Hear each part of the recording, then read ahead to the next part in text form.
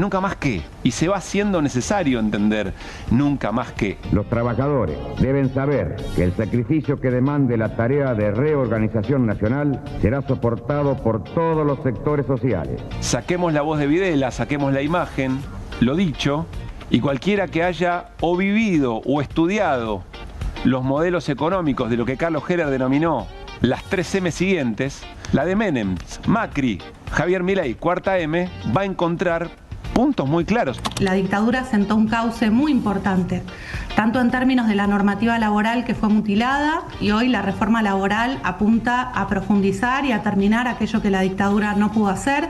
Por otro lado, en términos represivos es un legado terrible, porque hay una estigmatización, una persecución de las organizaciones sindicales que hoy también vemos muy presente. Y por otro lado, en términos económicos, vemos la instauración de la valorización financiera, de un proceso de concentración y centralización de algunos de los grandes grupos que son hoy los que manejan, bueno, la economía en su conjunto, ¿no? Y muchos de los cuales están respaldando al actual gobierno. Repudiar el golpe militar del 76 también es repudiar este gobierno, porque hay que pensar que en el golpe del 76 participaron muchos civiles, y esos civiles fueron muchos de los grupos económicos que hoy nos están gobernando, y parte de ese poder judicial nefasto que, así como nos rechazaba los habeas corpus, hoy también mira para otro lado y mantiene presa a Cristina, por ejemplo. El movimiento desobediente arranca con algunas pioneras, entre ellas mi hermana, en el 2017, cuando sale el 2x1 de la corte durante el macrismo, y yo me acerco al movimiento unos años después, durante la pandemia. Esa continuidad de nosotros, de gobierno, por eso esta energía que tenemos para repudiar el golpe del 76, tenemos que tenerla para generar una fuerza que verdaderamente haga que el fascismo nunca más vuelva a gobernar en la Argentina. O sea, yo ya me sentía de alguna manera adentro, porque salir a marchar con una bandera que dice familiares de genocidas es un momento fuerte. Y me di cuenta cuando alguien dijo, era la voz que faltaba, la de la propia familia militar, a decir, claro, no podemos avalar esto. Nunca más qué. No es solamente nunca más al terrorismo de Estado, es nunca más también a las políticas que se buscaron imponer, la destrucción de quienes le daban discusión a esas políticas en una sociedad a través del terrorismo de Estado. O por lo menos que esa discusión se haga en términos democráticos, pero no olvidar que esa fue desarmar un esquema social y político donde tenía tanto protagonismo los dirigentes de base, los dirigentes estudiantiles, las dirigencias políticas. Tenía un fin, que era desguarnecer a la sociedad para poder instalar este tipo de modelos.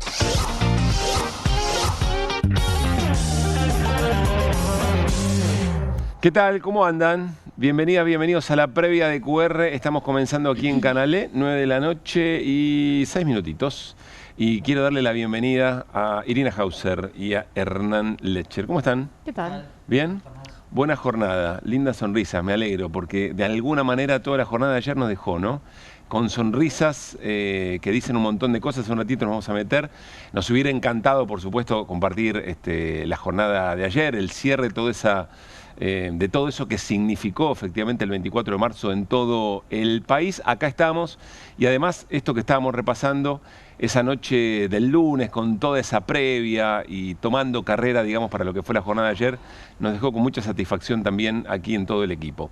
Bueno, hay de todo para la previa. Ajustense los cinturones. No, basta de ajuste, mejor. Prepárense. Vamos a volver sobre algunas cuestiones del 24 de marzo, pero nos da la sensación que dejó mucha tela para cortar la conferencia de prensa del jefe de gabinete Manuel Adorni, porque creemos que recorre muchos temas, no solamente Adorni y sus problemas. Arranquemos así, miren cómo entró el equipo a la conferencia. Esto es muy llamativo. Los ministros que estaban más o menos a tiro, digamos, ¿no? Ahí estaba Monteoliva, Sturzenegger, Ibarzábal, Caputo, muy entretenido con su celular. Algunos se me perdió, creo que Santiago Caputo después estaba contra la pared, muy a su estilo. Y Manuel Adorni entra a la conferencia de prensa y da un carpetazo así arriba del atril, como que alecciona un poquito al atril. Insisto, Kirno, ahí lo había perdido. Significa un montón de cosas esto, ¿no? Por un lado, la lectura que el gobierno pretende, porque todo esto se trató de tratar de darle una narrativa al momento. Y que el gobierno vuelva a recuperar efectivamente la centralidad de la agenda, que es de las cosas que mejor le ha salido en su tiempo. Pero claro, hay muchas lecturas posibles. Este acompañamiento en primera fila de toda la plana, o insisto, los que estaban allí, Bullrich no podía, no quería, no lo tenemos muy en claro, pero de toda esa plana ministerial, ¿es fortaleza o es debilidad? Es una pregunta, Hernán, para que nos hagamos, ¿no? Insisto, vamos a estar en la lectura con bastante detalle porque, insisto, hay mucho para leer en cada tramo de la conferencia. Sí, me parece que el gobierno intentó mostrar que hay un respaldo a Adorni. A ver, yo creo que no quita ni agrega demasiado en el sentido de que esa me parece que es la lectura. Ahora, con Esper pasó más o menos lo mismo. Sí, claro. Cuando hubo que entregarlo, lo entregaron. No importa si estaban todos en la primera fila. Pero el capítulo anterior o la escena anterior era todos abrazados, ¿no? Por eso digo, somos uno. Tal vez hay una relectura que es tipo, ¿viste cuando el director técnico, el presidente del club dice, el director técnico está re fuerte? Acá está lo estamos bancando porque viene perdiendo todos los partidos. Pero uno podría decir, pusieron todos los ministros ahí como diciendo, estamos recontra mega confirmando a Adorni. Claro. Porque quizás vuela mañana. Claro. A mí me llamó la atención. Cuando suena ruido. Me llamó la atención en un momento que a uno de los periodistas, Adorni, le dijo, ¿me vas a pedir disculpas por no haber... A Nicolás Gallardo, ahora vamos a repasar ese momento. Ah, bueno, pero porque tiene que ver con esto, porque el pedido de disculpas que le exigía era porque este colega había dicho que en los 4 primeros días, después de que se desata el escándalo, por el viaje inicial de la esposa de Adorni en el avión oficial, que nadie había salido a respaldarlo. Y ¿me vas a pedir disculpas? ¿Me vas a pedir disculpas? Claro, y el colega no tenía nada por lo que pedirle disculpas, pero era evidente que por lo que estaba enojado Adorni era porque no se estaba reparando, o por lo menos no se estaba poniendo subrayado en todo el séquito que tenía ahí. Claro, porque algo no estaba saliendo del modo en que habían saliendo como él esperaba. Pensado en esa conferencia. Exactamente. Insistimos, ustedes podrán pensar, che, tanta cosa, puede parecer, pero habla del momento del gobierno y sobre lo que vamos a hablar después, y recae todo lo que en los alrededores, incluso el 24, hay en juego. Lo que menciona Irina, recién vimos, bueno, la entrada en escena, el despliegue de esa fortaleza que se le quiere dar a Adorni, y hay que ver cómo salen esas cosas con la doble lectura. Y después en la conferencia, ahora vamos a otro momento, pero hay un ida y vuelta con los colegas que estaban allí en la conferencia, acreditados en Casa Rosada. Pasó esto. ¿Estamos? Hola. Quiero ser directo con lo que se está hablando estos días. Estamos poniendo a disposición de la justicia y los organismos de control correspondientes toda la información que necesiten. Esto es todo lo que tengo para decir sobre las denuncias en curso. Como hay una investigación judicial en curso, valga la redundancia, no puedo responder sobre aspectos específicos porque puedo entorpecer la causa. Quería que nos aclare exactamente cuántas propiedades tiene usted, cuántas propiedades tiene su mujer y cuándo fueron adquiridas, y también si nos puede contar dónde vive hoy. Quería saber, Manuel, bueno, si tiene otras propiedades a su nombre, además de las que circularon. Nunca más que, y se va haciendo necesario. ¿Cuáles son? Yo te quería preguntar cómo se justifica esto en el gobierno que usa la moral como política de Estado, donde está una empresa contratada por la TV pública, un conductor de la TV pública, vos que eras el jefe de la TV pública o la conducías políticamente, todo eso es el que termina pagando este viaje que nada tiene que ver con tus ingresos. ¿Cómo vos puedes explicar esto? Partamos de la base que apenas sos un periodista, no sos un juez. Vos no podés juzgar en qué gasto yo mi dinero. ¿No te parece antiético, no, todo lo que sucedió por los pagos que hicieron Marcelo Grandío a través de una productora que vos mismo contrataste en la televisión pública? Bien, hasta ahí una parte de colegas de distintos medios, con distintas miradas, que efectivamente fueron a eso que Adorni había dicho, yo de esto no voy a hablar, Déjame decir hay que una investigación. cómo sostuvieron las preguntas tan bien los colegas. Sí, muy bien. Porque la verdad es que la actitud de Adorni es muy agresiva, es muy hostil y es, o sea, trata de ponerte en una posición como vergonzante, ¿viste? Humillante. Y la verdad que me parece loable. Todos sostuvieron las preguntas muy precisas. Es como y muy si uno concretas. estuviera bancando al anterior permanentemente en la Sí. repregunta, ¿no? Sí, pero todo al dato, o sea, nadie puede decir que en esto hay como una doble de lectura, una opinión, quizá una interpretación sobre la cuestión de la moral, pero la verdad es que es tan evidente lo que hacen con ese discurso que una pregunta respecto de eso tiene que haber, ¿no? Uh-huh.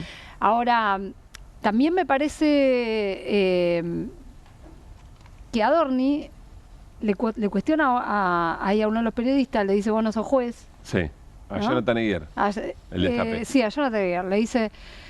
Pero además él todo el tiempo dice que él no tiene por qué estar explicando nada, que él se lo va a explicar a la justicia, que no va a entorpecer. Uh-huh. Veo una cuestión engañosa en esta afirmación, primero porque nada de lo que diga va a entorpecer el accionar de la justicia. Se le están pidiendo aclaraciones sobre cuestiones que son de interés público, que contrario a lo que él dice no tienen que ver exclusivamente con su vida privada, porque él como funcionario público tiene que rendir cuentas sobre su patrimonio y la evolución de su patrimonio. Cuando, tiempo después de la gestión, de que comienza la gestión, Adorni dice, ninguno de nosotros cambió nuestro estilo de vida, y eso no es cierto, porque ya quedó en evidencia ahora. Y tomo esa frase porque es la que explica por qué los funcionarios públicos tienen que dar cuenta de la evolución de su patrimonio, porque se tiene que tener una correlación con lo que ganan. Claro, que es lo que a priori no estaría ocurriendo, ¿no? Bueno, con Adorni. Y además tienen que consignar en sus declaraciones juradas todos los bienes que van incorporando. No veo ninguna razón, nada que pueda llegar a entorpecer el accionar judicial. Y por otro lado se jacta de esta cuestión de no querer interferir. Uh-huh. Decime qué hizo el presidente en la Asamblea Legislativa cuando dijo que Cristina ya estaba condenada a estar en la cárcel por el memorándum con Irán y por el caso Cuadernos. O sea, él dice que esto es como una especie de máxima del gobierno, no interferir en... Claro. No, o sea, no. Tampoco estaría ocurriendo. No estaría ocurriendo. Hernán. Sí, a ver, Adorni siendo Adorni. Claro. Pero con todo lo que sucedió recientemente. Me parece que eso es un dato característico porque, primero, por parte del periodismo podría haber habido, pero no hubo chicanas. Esto que dice Irina, no hubo chicanas. Podía haber habido, porque la verdad que todo lo que apareció después de las chicanas que sí tuvo Adorni, previamente, podríamos decir, en todas sus conferencias y demás, alguna podría haber sido chicanero. No lo fueron, y Adorni le respondió con chicanas. A mí me parece muy audaz. Yo hubiese sido un poco más prolijo, o más cuidadoso, o más conservador, si querés, en el lugar en el que él estaba. Con un ataque, además, al periodismo, que eso sí, ya no es solo de Adorni, porque si vos repasabas los funcionarios y los diputados y qué sé yo, hubo una salida medio masiva, encabezada por el propio presidente, de atacar claramente al periodismo, que también allí reside otra gran contradicción, porque este es un gobierno que en las redes sí hace de juez. Claro. De cualquiera de nosotros, de cualquiera, sí hace de juez. Ahora el periodismo no lo puede hacer. Es realmente llamativo. Digo, para remarcar la contradicción, porque después finalmente la justicia tendrá que decir lo que tenga que decir, pero claro, él sí tiene que explicar de cara a la sociedad esto que apareció a escondida. El momento más tenso tiene que ver con lo que mencionaba Irina, con el colega Nicolás Gallardo de Mendoza Online. Creo que es el último que pregunta y se da esta situación. La sociedad, en algún modo, no debería tener una respuesta un poco más completa de su parte con respecto a cómo pudo pagar esos viajes a Punta del Este. Es decir, ejemplo, si por ejemplo usted lo pagó en negro, esas cifras a su amigo Grandío, usted mismo lo dijo, entonces el viaje a Estados Unidos con su mujer, a Punta del Este sin explicar cómo lo hizo, viene sin declarar. Perdón. Prácticamente todo lo que decís es falso. Todo lo que decís. De hecho, perdóname, me voy un poco para atrás.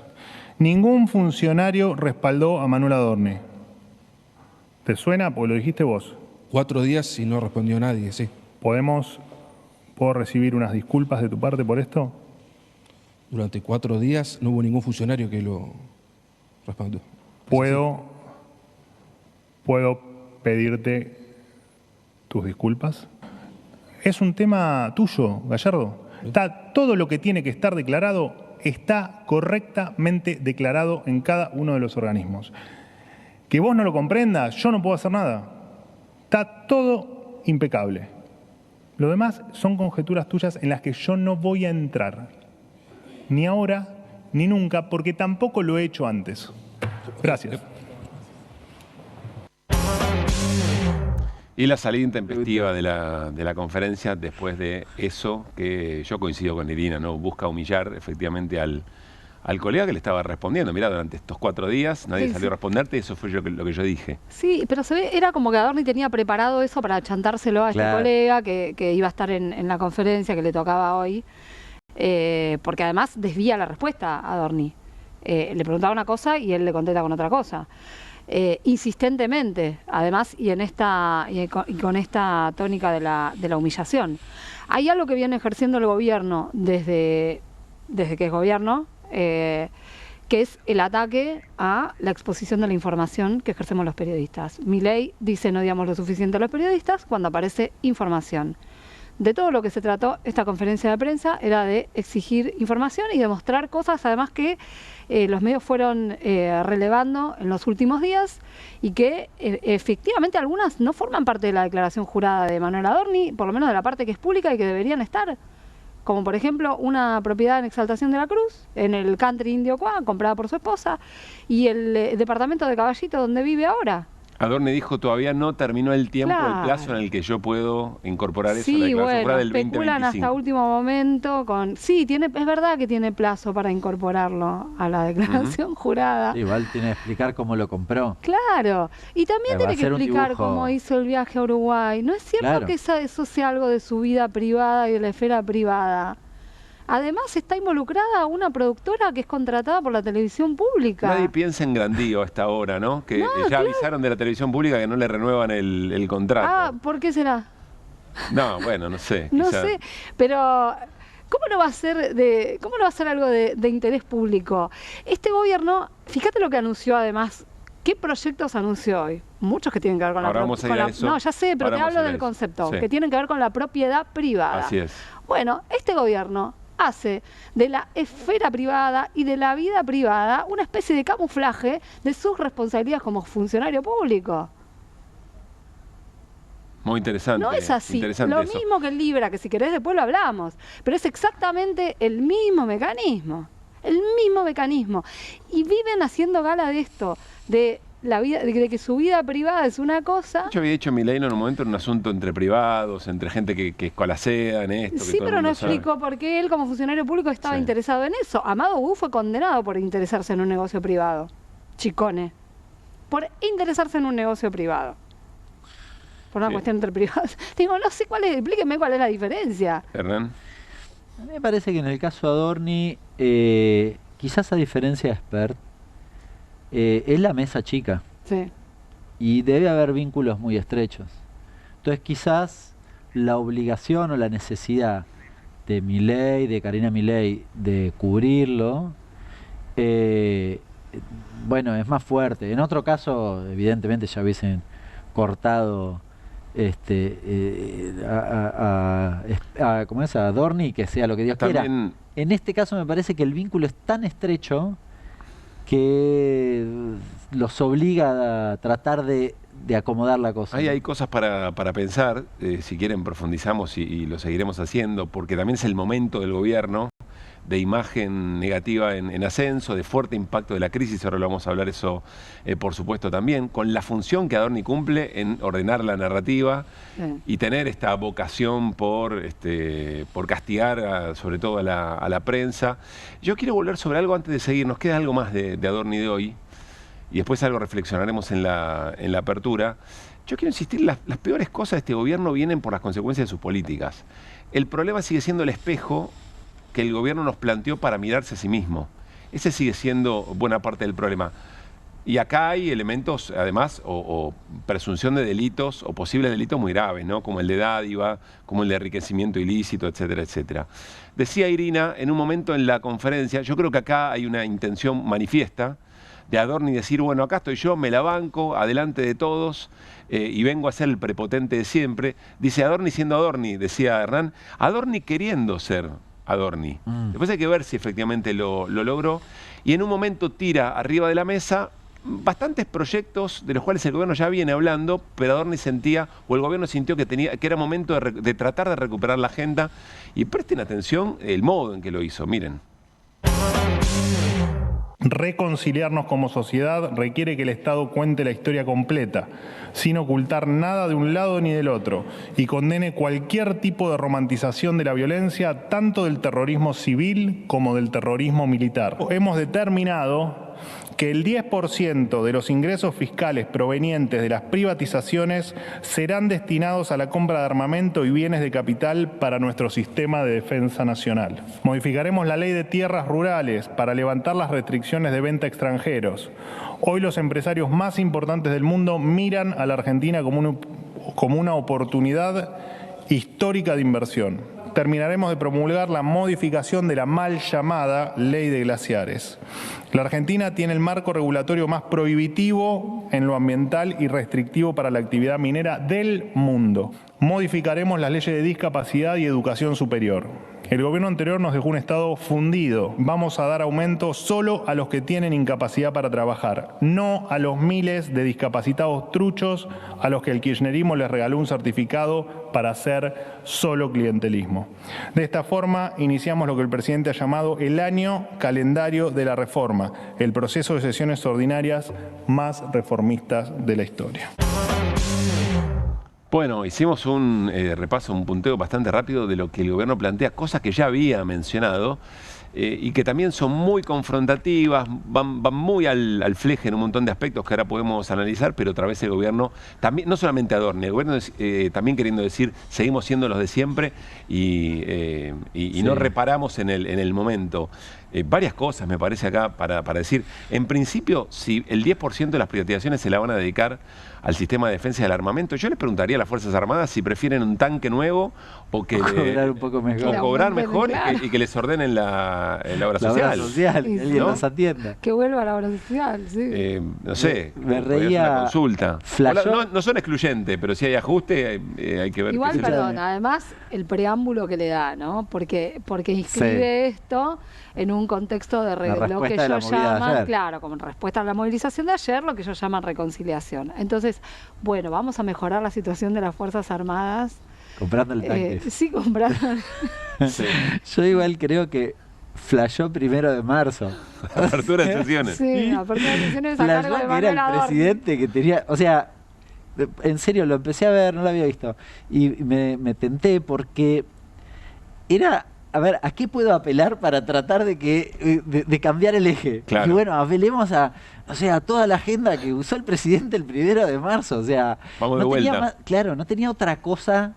Dijo, vamos a apelar a lo más significativo. Y agarró y dijo lo mismo, porque la verdad que repitió casi las palabras, diría, que dijo el presidente. Ahora, es todo muy, muy explícito. La modificación de la ley de tierras y del manejo del fuego, no hay ni siquiera que argumentar, digamos. Están ahí para la posibilidad de que extranjeros vengan y compren sin ningún tipo de limitaciones tierras en la Argentina, y después cuando se los confronta con soberanía alguien pregunta por qué. Y el manejo del fuego, hasta ayer estaba incendiada la Patagonia y estaba claro que había intencionalidades tratando de modificar el uso de esa tierra, y lo que se votó tenía que ver con eso. Si prendiste fuego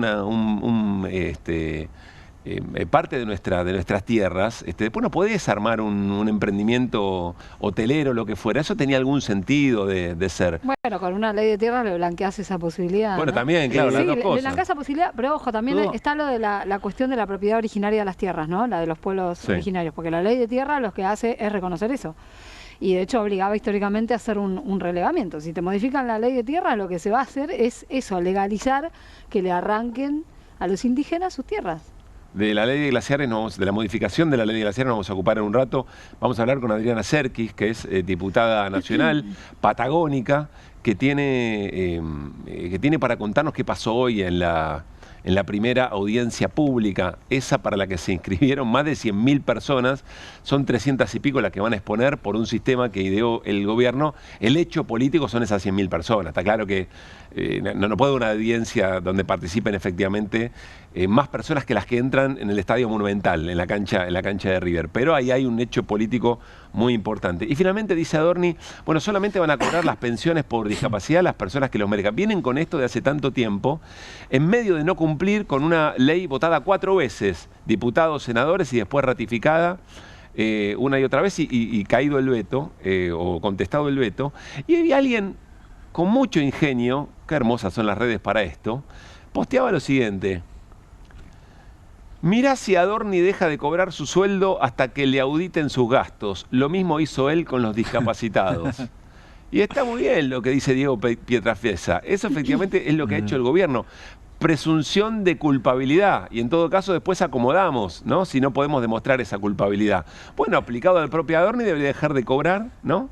Sí. Se le complicaría con las deudas que tiene con la tarjeta de crédito y después veremos cómo se arregla. Sí, pero perdón, nunca mostraron una lista de qué discapacidad, qué personas con discapacidad están cobrando. Estamos siendo irónicos, ¿no? Pero la radiografía del perro. Yo digo, te lo digo en serio, nunca mostraron el dato concreto. O sea, es un... Al contrario, vimos personas con piernas amputadas que tenían que ir a demostrar que tenían algún grado de discapacidad. Claro. Si vos te fijas, la agenda que anunció el presidente y que ahora repitió Adorni son negocios, y la única que tiene anclaje con la gente, digamos, de a pie, es le vamos a sacar las pensiones porque ustedes discapacitados son unos truchos.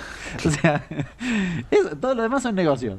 Y lo único que tiene algo que ver con la gente es para acusarlo de estafador y sacarle la pensión por discapacidad. O en realidad el pase para viajar en bondi, digamos, ni siquiera, ¿no? Ahora, la falta de humanidad que tienen que tener para llegar a esto, ¿no? Y seguir machacando con la discapacidad. Bueno, un poco lo que Hernán dice, el gobierno queriendo demostrar que sigue siendo el mismo, claro, y que eso le es efectivo en un momento bastante más complejo. Después veremos si es punto de inflexión o no, todas las cosas que han ocurrido. Ahora vieron cómo a partir de nos metimos con la conferencia de Adorni, que puede ser algo muy, muy puntual, pero vean cómo estamos hablando también del propio modo de ser del gobierno. La verdad es que ayer reflexionamos muchísimo sobre lo que significó el 24, hoy durante toda la jornada. Reparar también sobre esta movilización en la Ciudad de Buenos Aires, pero lo que fueron las movilizaciones absolutamente multitudinarias, históricas, en toda la Argentina. Hay imágenes de Rosario, imágenes de Córdoba, imágenes de la provincia de Tucumán, imágenes de la ciudad de Santa Fe. Impresionante todo lo que se vio, creo que algo de eso podemos ir compartiendo, por supuesto. Hay algo también interesante para pensar en qué significa, qué sentido político tiene todo lo que ocurrió en las calles de la República Argentina alrededor del 24 de marzo para la discusión política actual. Más allá del rechazo al terrorismo de Estado, podríamos decir, quienes niegan y quienes reivindican tienen que sacar del medio después de lo que pasó ayer. Se revalida todo lo mismo que pasó en el intento del 2x1 en su momento de la Corte. Ahora, ¿de qué manera esto se mete en la discusión de todo el resto de lo que estábamos conversando? Se lo vamos a preguntar en un rato a Luis Alberto Quevedo, sociólogo, para ver si esto significa que el gobierno va a tener problemas para no aplicar definitivamente la ley de financiamiento universitario o la ley para las personas con discapacidad. Esa es una pregunta interesante. Y los desafíos de la representación de esto que pasó. Ahora, algunas reflexiones que nos parecen muy interesantes. Miren a Alejandro Dolina. El sentido que le da al haber estado allí multitudinariamente, probablemente, yo creo que sin duda es la movilización más importante de la era Milei. Hay que ver si efectivamente es la más importante de los 24 de marzo, siempre eso es bastante subjetivo, pero escuchen lo que reflexionaba Alejandro Dolina sobre esto. La movilización, me parece a mí, es el reemplazo de la discusión y el debate. Es imposible discutir en ciertos términos razonables con la ideología del gobierno, con la ideología que incluso, hay que decirlo, prevalece o parece prevalecer. Entonces, a falta de argumentos, a falta de discusiones de hecho, es decir, ocurrió esto o no ocurrió, investiguemos para ver si tal hecho es verdadero o falso, etc. A falta de método científico, la presencia es una forma de argumentar cuando el contendiente se niega al argumento puro. Y ayer creo que resultó fuerte. Yo estoy aquí. Eso es lo que hubiera dicho yo si hubiera podido ir. No he podido ir porque aquí me han traído un poco arrastrándome. Sí, a la fuerza. Estoy lesionado. Vamos. Estás lesionado, sí, estás lesionado. Pero lo que dice el tipo que está presente y no tiene oportunidad de discutir no es tanto hablarle a los niatos que se le aproximan con un micrófono, sino solamente estar allí y sumar con su presencia un testimonio que no necesita palabras, Eso es muy fuerte. Ver la panorámica de la plaza llena de gente y ver los primeros planos de gente humilde, emocionada, casi como una mezcla de fiesta con indignación. Bueno, eso es más fuerte que un argumento de página 12. Y claro. Me parece muy interesante, un momento donde cuesta tanto, ¿no? ¿Cuántas veces decimos, bueno, que vuelvan las ideas, que aparezcan los lugares de discusión, que los argumentos tengan otro valor? Bueno, dice Alejandro Lina, lo que reemplaza es el cuerpo en la calle, y eso dice un montón de cosas. Probablemente el testimonio más importante de este tiempo. Me parece interesante como reflexión después de ayer.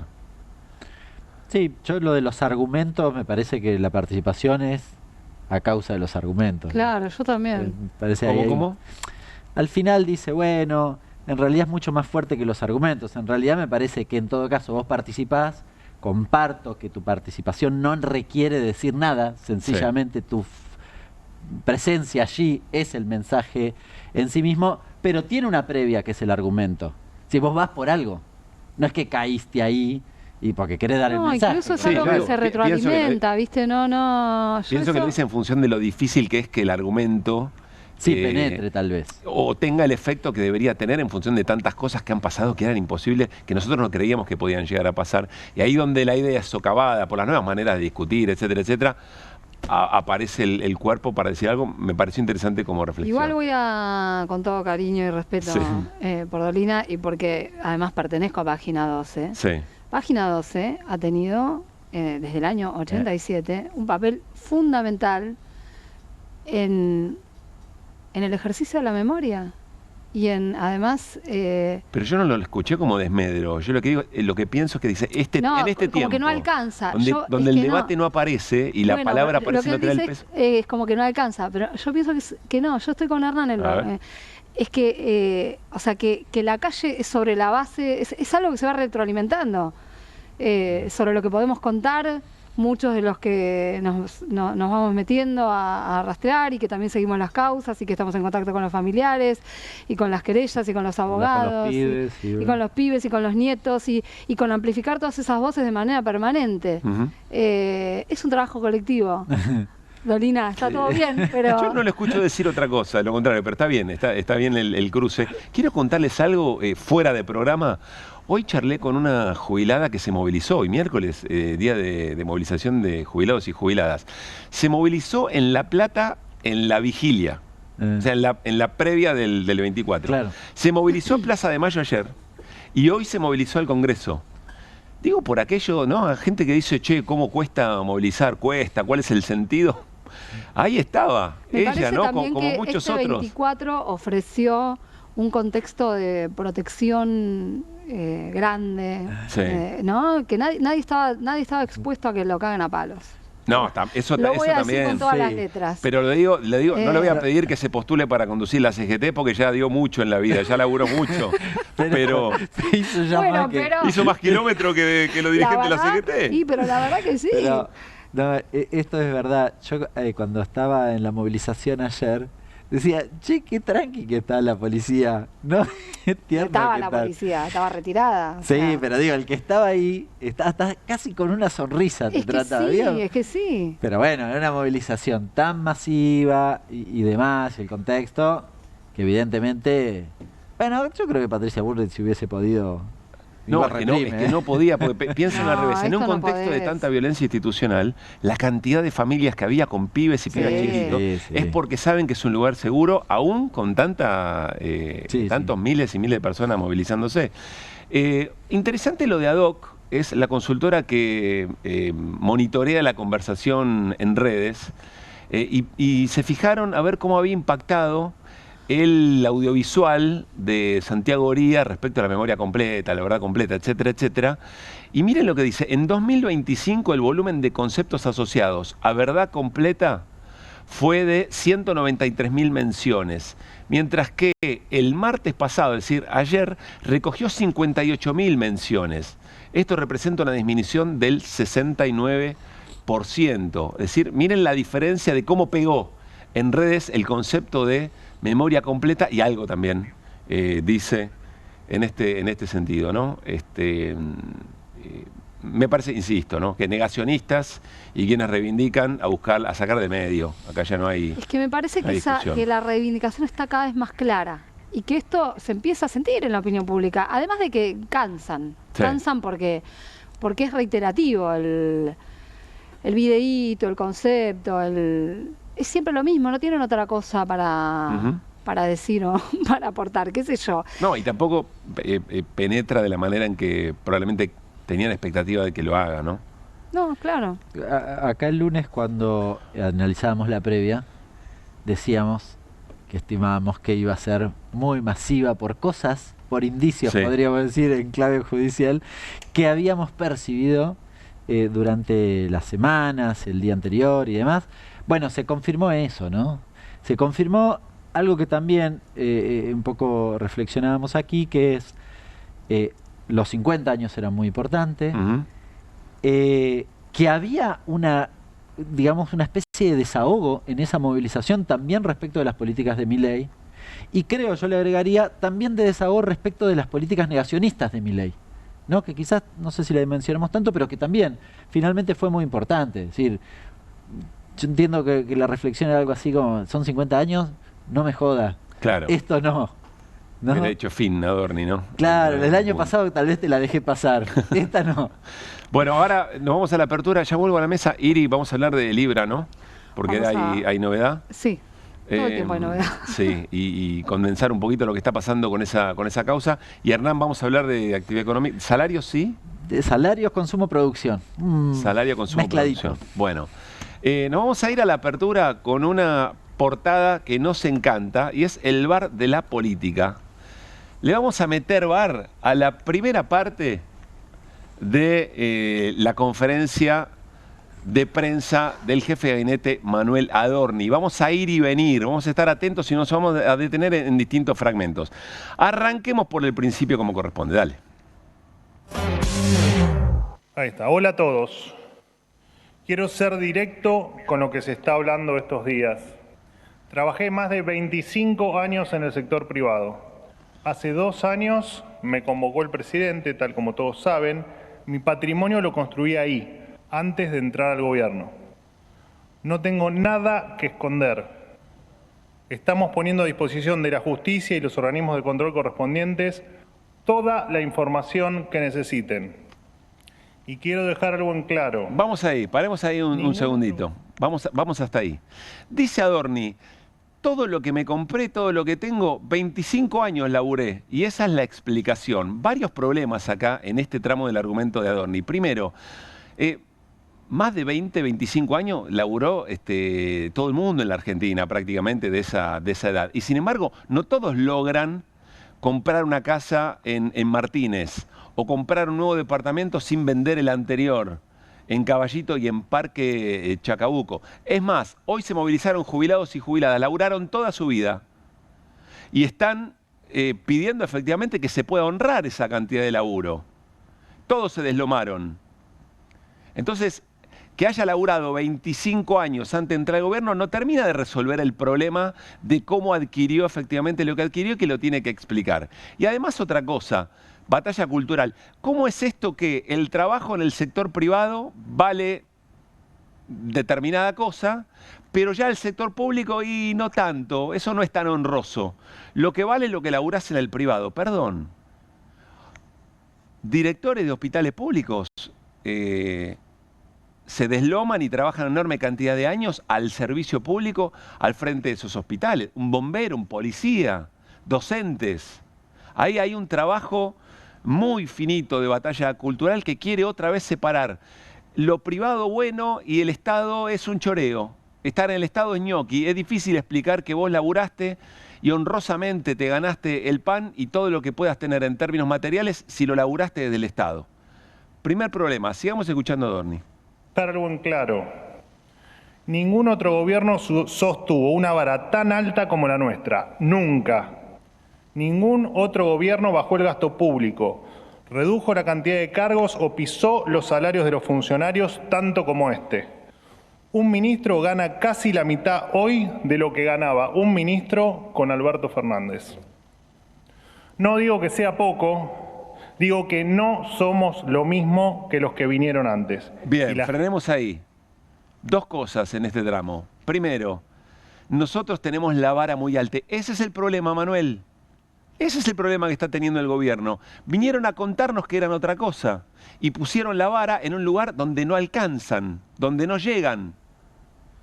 El problema, más allá de lo grave o no de haber subido a su esposa a un avión de la flota estatal, por supuesto que después hay delitos a investigar que sí son graves, dádivas, enriquecimiento ilícito, pero el mayor problema tiene que ver con el espejo con que nos prometieron observarse a sí mismos. Se suponía que eran distintos a todos. Esa vara alta que tiene que verbalizar Adorni porque está lastimada. Está lastimada la estatura del gobierno respecto de esa misma situación. Y sobre los salarios de los funcionarios y de los ministros, dice Manuel Adorni, nosotros somos los que más ajustamos el salario de la política.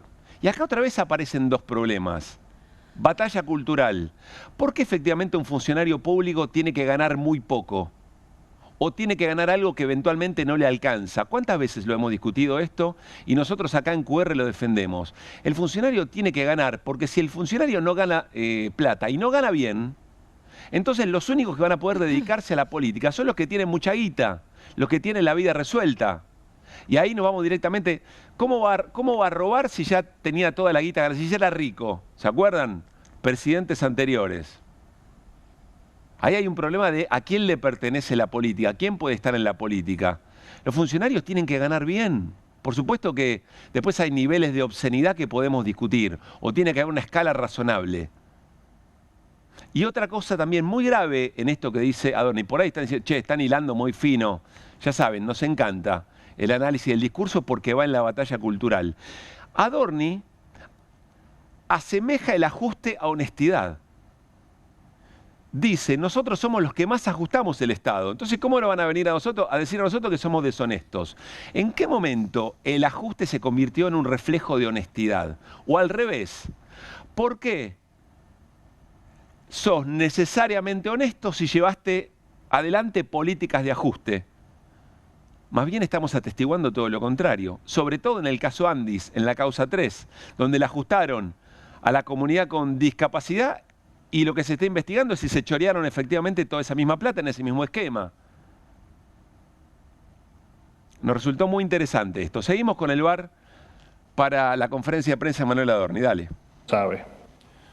Y no me voy a sentar a que nos den clase de ética los que viven del Estado desde que nacieron, los que se robaron un PBI, ni los empresarios y los periodistas que los ayudaron. Pausa, otra vez.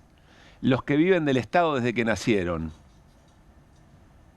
Patricia Bullrich no estaba sentada en primera fila, pero interesante carrera política para pensar dentro del propio gobierno. Luis Caputo, ministro de Economía, sí estaba. Mal no le fue. En todo el tiempo que viene siendo parte efectivamente del Estado. ¿Y Federico Sturzenegger? Y Diego Santilli, ¿hace cuánto tiempo que viven de la política? Y así podríamos seguir. No es un parámetro nuestro, porque todas esas personas con muchos años seguramente tienen experiencia, han adquirido expertise para llevar adelante la política, tienen madurez política para ejercer esa representación. Otra vez el problema es la vara. No vengan a decir esto si parte del esquema fundamental del poder político del gobierno son los Menem, es el apellido Menem. Seguimos adelante. Parece que nos olvidamos que vivimos en un país en el que un secretario de Obras Públicas revoleaba bolsos con plata y armas. Ay, ay, ay, justo ese ejemplo. Venís a elegir, Manuel. López tenía una condena de más de 10 años de cárcel. Estuvo preso algunos meses nada más. ¿Por qué? Porque según cuenta el ex ministro de Justicia, que efectivamente creó, impulsó la política del arrepentido, hicieron entrar a López con mucho forceps como arrepentido para sacarlo. ¿Quién lo hizo? Germán Garabano, el ministro de Justicia del gobierno de Mauricio Macri. Casualmente, cuando se empezaba a investigar, que la plata que estaba en el bolso de López, que no la revolvió por arriba, ¿no? Abrió la puerta, la puso con un arma larga, esa plata venía de un banco de gente muy cercana a Mauricio Macri. Y muy llamativamente a López lo sacan, no está preso López, lo saca de la cárcel en una interpretación muy forzada de la figura de testigo, de la figura de testigo protegido, el ex ministro de Justicia del gobierno de Macri, Germán Garabano. Preguntas, ¿por qué no se siguió tirando de ese lugar? Aquí somos muy hinchas de la investigación a fondo de todas las estructuras de corrupción, con las garantías del debido proceso, para saber cómo esa trama de corrupción y sobre todo muchas veces caja de la política funciona y para cuántos lados. No se pudo en el caso que menciona efectivamente Manuel Adorni. Y lo último. Esto es todo lo que tengo para decir sobre las denuncias en curso. Como hay una investigación judicial en curso, valga la redundancia, no puedo responder sobre aspectos específicos porque puedo entorpecer la causa. Pausa, última pausa. Lo decía recién Irina Hauser. ¿Cuáles son las aclaraciones que podría hacer Manuel Adorni sobre su patrimonio y cómo efectivamente lo incrementó en estos años y en qué lo gastó, que es una cosa pública, que pudieran entorpecer una investigación? Al contrario, debería ser el primero que quiere ofrecer todos los elementos y ponerlos arriba de la mesa para demostrar que es distinto. Pero sin embargo, hay algo que se guarda en función de una investigación. ¿No será que están queriendo esperar la investigación a ver cómo terminan de acomodar eventualmente las cosas que no cierran? Lo dijo recién Irina Hauser. Hay cosas que todavía no han sido declaradas. Tiene una ventana para hacerlo, pero hay que ver cómo lo hace ahora en el tiempo que le queda en función de lo que se está investigando. Y salió en las últimas horas un departamento que compra sin haber vendido el anterior. Y todo eso va a tener que explicarlo. Pero insisto, ¿qué cosa podría aclarar Adorni o mostrar como elemento probatorio a Adorni en este momento cuando quiere salir otra vez a recuperar la credibilidad perdida que no lo puede hacer y que tenga que esperar la investigación? Es muy llamativo. Ser y parecer, y en todo caso hubiera podido exagerar efectivamente el gesto. Finalmente, lo que estamos observando es que esa cualidad que Manuel Adorni, ya como vocero y ahora como jefe de gabinete todavía en redes sociales, tiene para tratar de cerrar una conversación, muy autoritariamente dice Manuel Adorni en su comunicación habitual, fin, acá se terminó, listo, lo que yo digo y acá se termina la cuestión. Bueno, quizá lo que perdió el gobierno es esa capacidad de decirle fin, de dar por terminada una discusión, de dar por terminado un tema. Quizá tiene mucha más vida de lo que el gobierno pretende. Y no lo decimos solamente nosotros, ¿eh? Miren qué interesante cómo emerge desde las profundidades de la política del PRO un posteo del propio Manuel Adorni sobre María Eugenia Vidal, que decía, bien Vidal, dando explicaciones sobre su separación. Es lo que debe hacer. Su vida privada, por desgracia, es pública en su caso. El chiste se cuenta solo. Pero aún así, María Eugenia Vidal hoy hace este posteo sobre eso.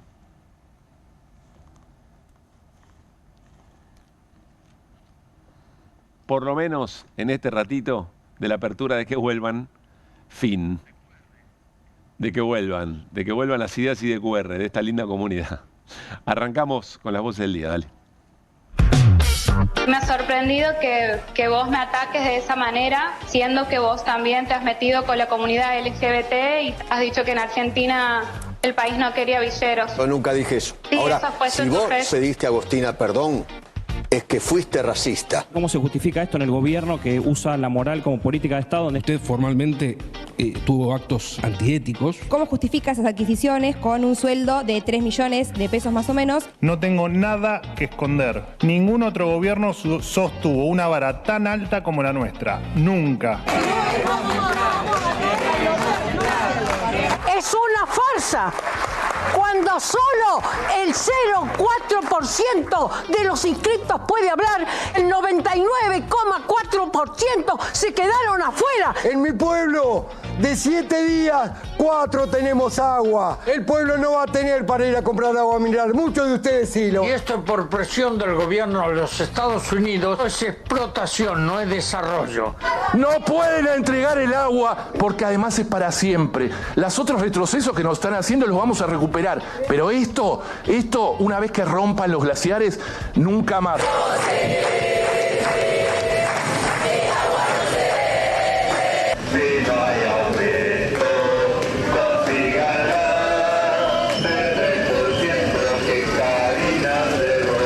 De una fecha como la del 24 de marzo para pasar un discurso en contra del gobierno y si era posible que se fuera. ¿Golpista? Sí, absolutamente golpista. A falta de argumentos, la presencia es una forma de argumentar cuando el contendiente se niega al argumento.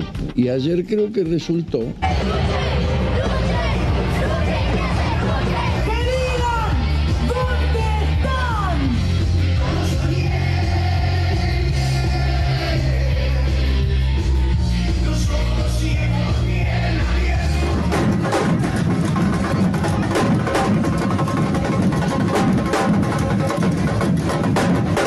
Es una lucha colectiva. Los desaparecidos son desaparecidos de todos los argentinos.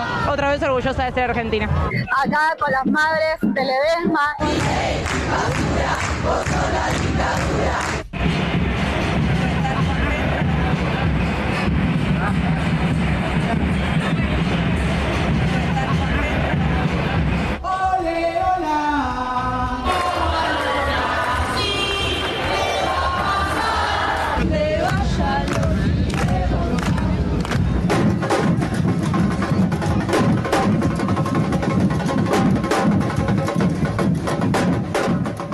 Ya nos metemos en el análisis con Luis Alberto Quevedo, con el Beto Quevedo, pero déjenme decirle ayer las cosas que pasaron en esas calles, acá en la plaza, respecto del programa. Queremos mandarles muchísimos abrazos y gracias por bancar. Se va armando ahí una comunidad espectacular, maravillosa, que nos buscan, que nos militan, que se van contando, che, ya arrancaron, mirá, andan por acá.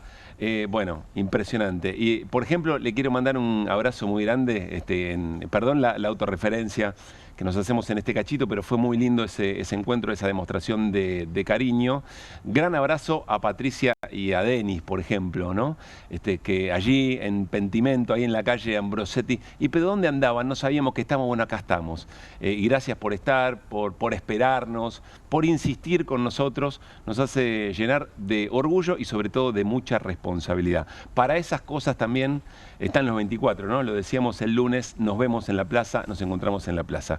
Luis Alberto Quevedo, sociólogo, investigador. Beto, querido, ¿cómo estás? Muy buenas noches. Hola Pablo, hola equipo, ¿cómo están todos? Bien, gracias. Quiero ir bien al hueso con algo. Decíamos recién, bueno, los que negaron el terrorismo de Estado o niegan el terrorismo de Estado, lo que lo reivindican después de lo que pasó ayer, vos dirás, ¿no? A sacar del medio. Ahora, pregunta, ¿qué sentido tiene, y vos lo caracterizarás como te parezca, en la discusión política de este tiempo? Hoy charlando con Carlos Ger decía, bueno, yo no sé, no, con Eduardo Rinesi, yo no sé si esto va a hacer que el gobierno efectivamente implemente la ley de financiamiento universitario. No sé si funciona de esa manera, pero te pregunto qué impacto tiene en este momento de la dinámica política argentina crees? Bueno, en primer lugar, el impacto lo sufrió el gobierno. Yo creo que el silencio del gobierno y la dificultad que tiene el gobierno para decir algo sobre este 24 de marzo, ustedes lo decían recién, con unos videos muy reiterativos, muy pobres, argumentativamente. Yo creo que es instalar algo que yo le llamaría el piso ético de la democracia, que es el rechazo al golpe militar del 76, pero también el tema de los derechos humanos como el horizonte ético de nuestra sociedad. Eso está en disputa. Yo creo que el gobierno tiene una vocación por reescribir el pasado, ¿no? Yo siempre digo que nada cambia tanto como el pasado, porque estamos todo el tiempo discutiéndolo y rearmándolo. Ayer lo que quedó claro es que una inmensa mayoría de la sociedad, y yo valoro mucho la diversidad de la plaza, la diversidad de la plaza. Yo vi a muchísima gente de muchos sectores sociales, a gente de todas las edades, a gente con identidades políticas, sociales, embanderadas, pero también a mucha gente suelta, a gente que cantaba la música, las consignas, a chicos jóvenes, a colegios. Me parece que esa diversidad dice, hay una mayoría de la sociedad que le pone un piso. Entonces, lo que se construya a partir de allí me da la impresión de que este piso ético sirve como base. Son muy pocas cosas las que en Argentina nos podemos poner de acuerdo mayoritariamente, ¿no? Soy sociólogo, diría nunca hay el 100%. Pero digo, sí, las mayorías en Argentina siguen reivindicando el nunca más, siguen reivindicando que hubo una dictadura cívico-militar, genocida, etc. Y otra cosa que me llamó la atención ayer es cómo cada uno fue con su reclamo particular del presente. Había gente que llevaba carteles defendiendo la industria nacional, otros contra el FMI, otros contra la política represiva con las diversidades. Es decir, es un espacio plural. Esa manera de construir un espacio donde nos integremos en acuerdos básicos me parece que es un piso para la democracia. Este gobierno hay dos cosas que niega. Niega la dictadura y niega la democracia.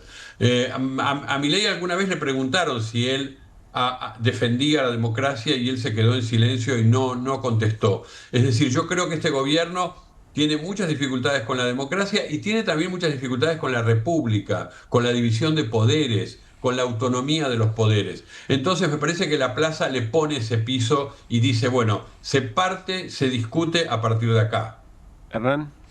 ¿Cómo estás, Beto? Buenas noches. Hola, Hernán. A ver, te corro un poquitito, 2 pasos para atrás, y esta movilización masiva con el análisis que hacías, te pido tratar de contextualizarla. ¿En qué momento lo encuentra el gobierno? Sumo lo de Adorni, digamos.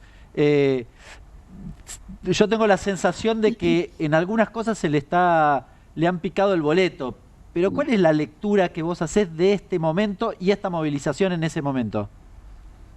Sí, es cierto. Este gobierno tiene 2 años y medio casi de gestión y ha tenido momentos muy distintos y ha sido un sub y baja, ¿no? Ha tenido buenos momentos, después cayó mucho. Hubo un momento de gran peligro que fue salvado por Donald Trump. Y después yo creo que este fin de año lo cerró bastante bien, sobre todo con las iniciativas parlamentarias, con la reforma laboral, y ahora volvió a caer en un pozo, primero de inacción, no tiene la iniciativa, es una cosa muy grave para el gobierno no tener la iniciativa, lo agarra débil de relato y lo agarra muy cargado de corrupción, porque está el caso Adorni, que ustedes hoy recién lo mostraban, está muy fuerte en la opinión pública, es tendencia en Twitter, en las redes, etcétera, pero lo agarra muy mal parado con Libra también y con otras denuncias de corrupción. Es decir, es un gobierno que tiene problemas con su propio relato, tiene un problema también con la inflación, es un gobierno que viene a solucionar de cuajo el tema de la inflación y ya se está previendo que marzo va a tener una inflación similar a la anterior o hasta superior. Es decir, está flojo de relato propio. Entonces lo agarra ahí. Y yo creo que apostaron un poco a que no fuera buena la movilización del 24, porque también eso los ayudaría a tener coraje para seguir avanzando con otras agendas. Sin embargo, la movilización significó que muchísima gente fue a decir que no al gobierno también, no solo una reivindicación de lo que significan las luchas en contra de la dictadura, el nunca más, etc.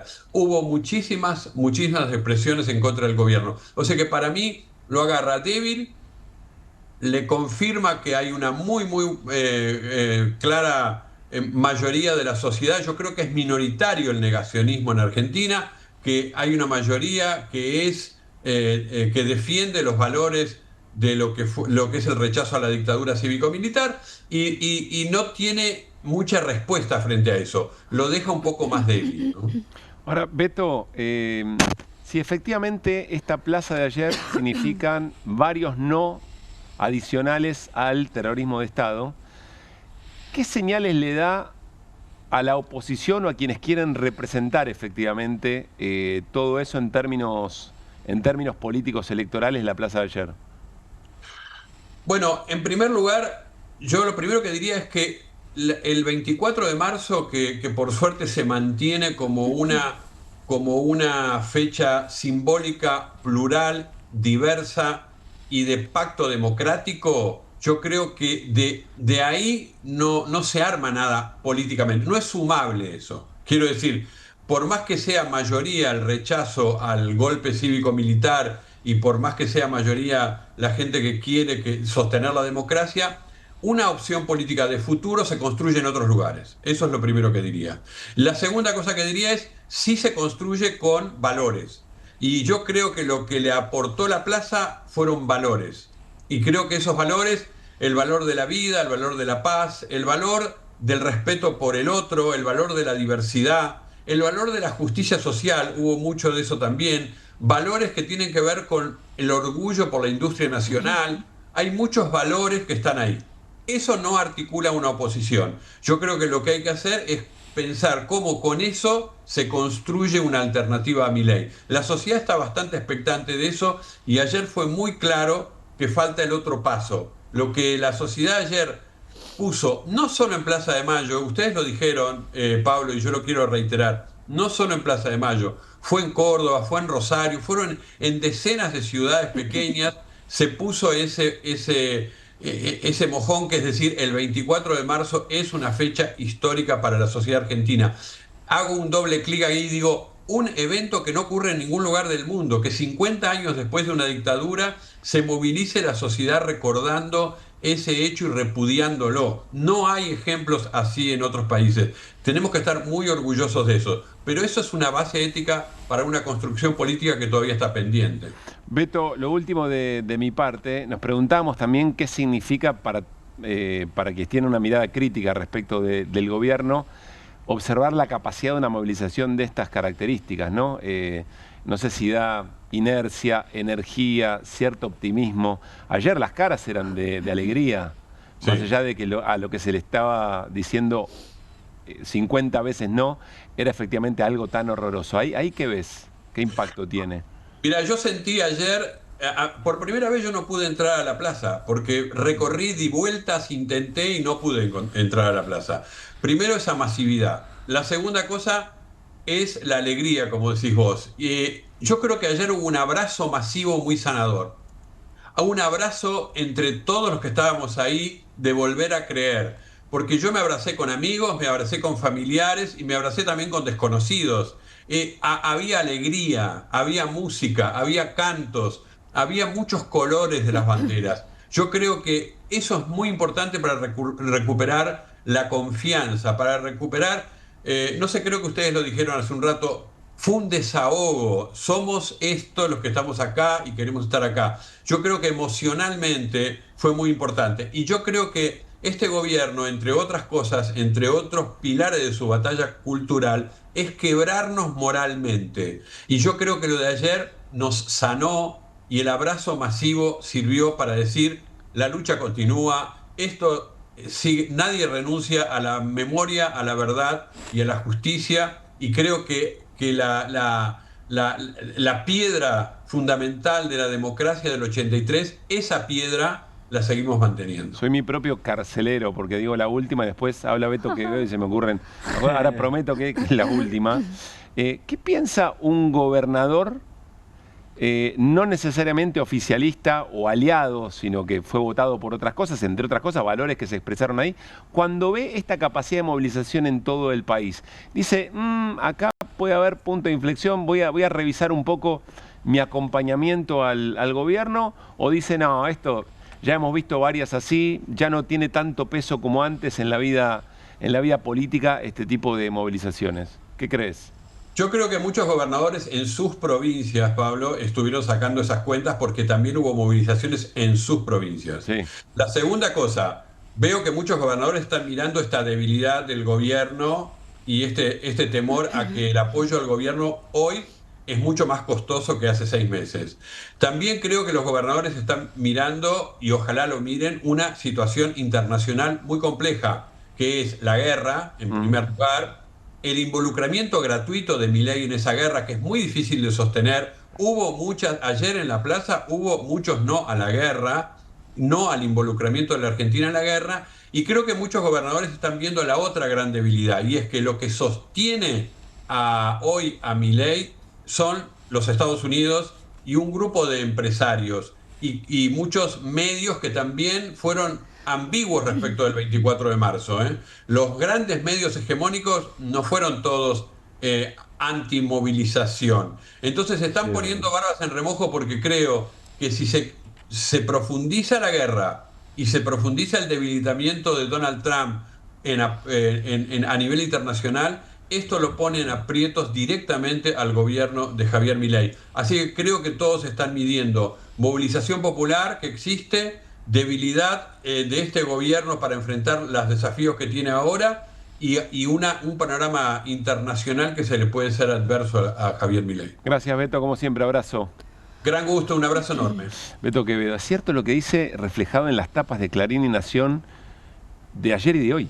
Sí. En el día, el 24, el mismo día de la marcha, recuadrito muy chiquito y polarizando. Hoy efectivamente aparecían, ¿no?, las imágenes en portada, en primera plana, como si hubiera ahí un recalcular también, muy importante. Bueno, cambiamos de tema y nos metemos con esta portada, los cuentos de la cripto, en la causa Libra. No sé cuánta novedad, da la sensación que aparece todo el tiempo cosa nueva, Irina.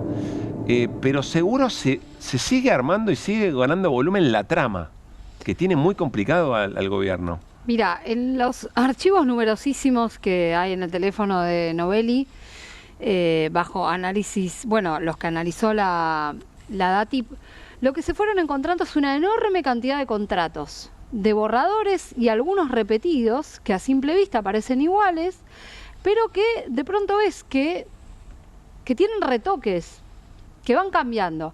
¿Qué quiere decir esto? ¿Acuerdos entre quién y quién estoy hablando? Estoy hablando de acuerdos entre el famoso yankee Hayden Davis, sí, que la verdad es que era un ilustre desconocido y alguien con muy poca difusión, ¿viste? De escala en general en este mundo, hasta que pasó esto, para mal.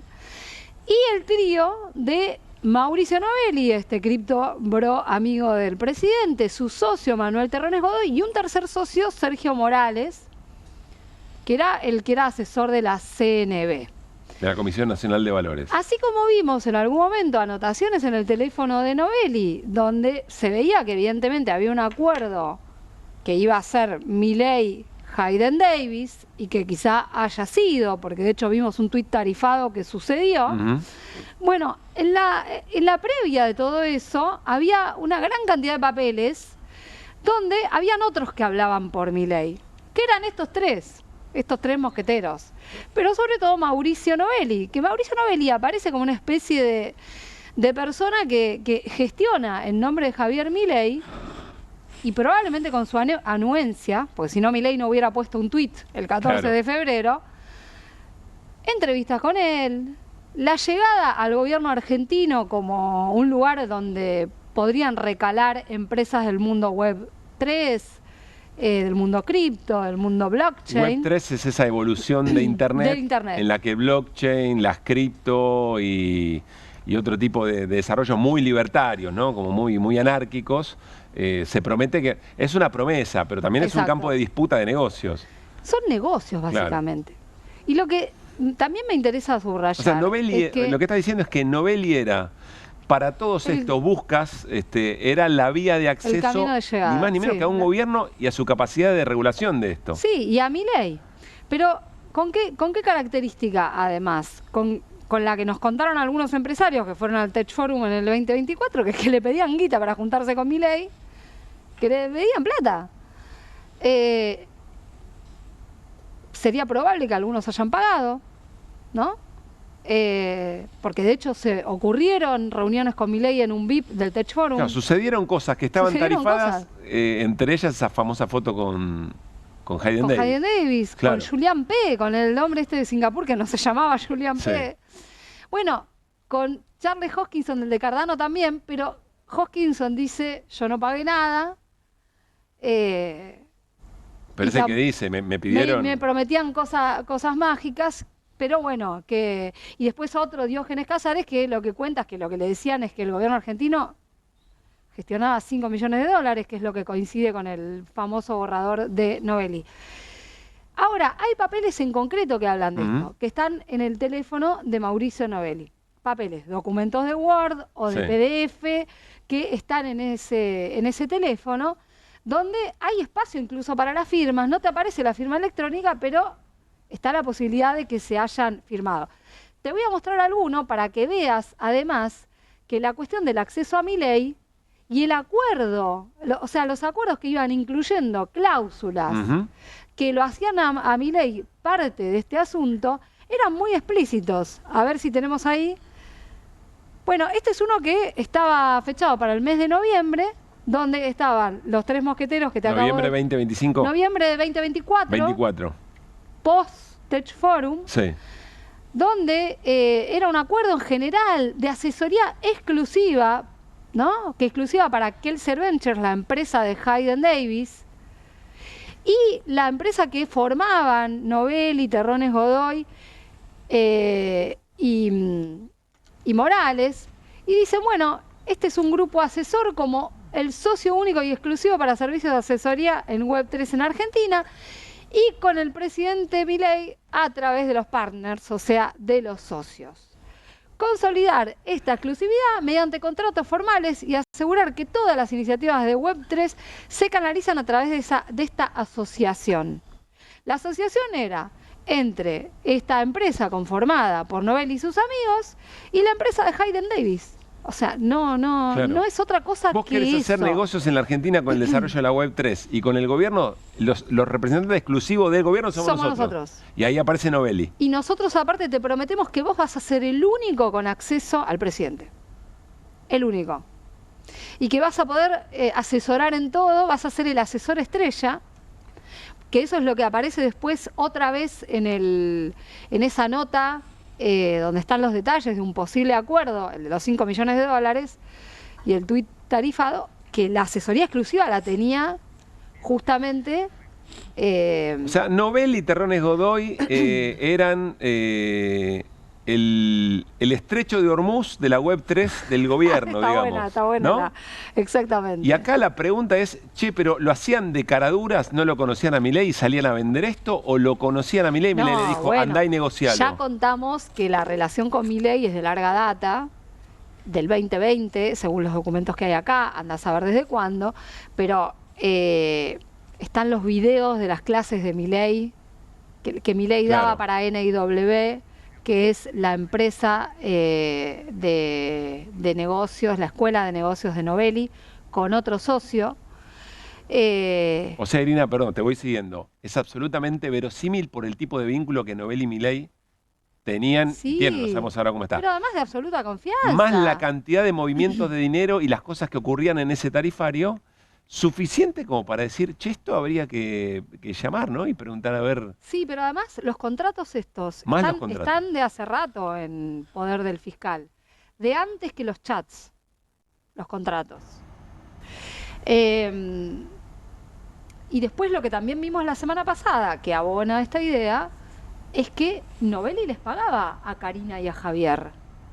Claro. Desde mucho antes. Y que hay audios que dan cuenta, y algún que otro automensaje de Novelli que dan cuenta de que hubo pagos posteriores. El recordatorio, pagar Javi y Cari, después del Tech Forum. ¿Qué es lo que había que pagar a Javi y a Cari? ¿No son el presidente y la secretaria de la presidencia? ¿Qué tienen que cobrar del Tech Forum, que es un evento de lobby de privados? No voy a decirlo por lo afirmativo hacia futuro o en el presente. Sí. Cualquier otro gobierno de otras características, por la mitad o un cuarto de esto, está en este momento en comisión de juicio político. Y sí, pero hay algo de lo que yo te decía al comienzo del programa, que ellos manejan con mucha habilidad, que es el borramiento de las fronteras entre lo público y lo privado. Para ellos, los negocios privados, que evidentemente tienen internalizados desde hace mucho tiempo, aparte de negocios que por ahí el grueso de nosotros no terminamos de entender. ¿No? Estos negocios, ¿qué es esto de que se instale un banco cripto, las finanzas en criptomonedas? Claro. Hoy rastreando, y te los voy a mostrar otro día, estuve encontrando que organizaron varios eventos de finanzas cripto. Y en todos la figura convocante era el presidente.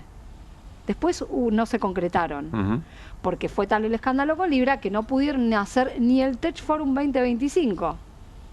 Que dicho sea de paso, el Tech Forum 2025 estaba muy avanzado para el momento en que se lanza Libra. ¿Y quién estaba como orador principal en el Tech Forum 2025? ¿Quién? No. Mira que ya tiene muchos problemas. Mira que ya tiene bastante quilombo. Sí, Manu. Manu Adorni. Manuel Adorni estaba como orador principal para el Tech Forum 2025. Te digo más. Sí. Te digo más. En febrero de... Ahí está, mirá. Ahí lo tenés, mirá. La venta, digamos, y fíjate ¿no? qué detalle. ¿Quién era el único auspiciante del Tech Forum 2025?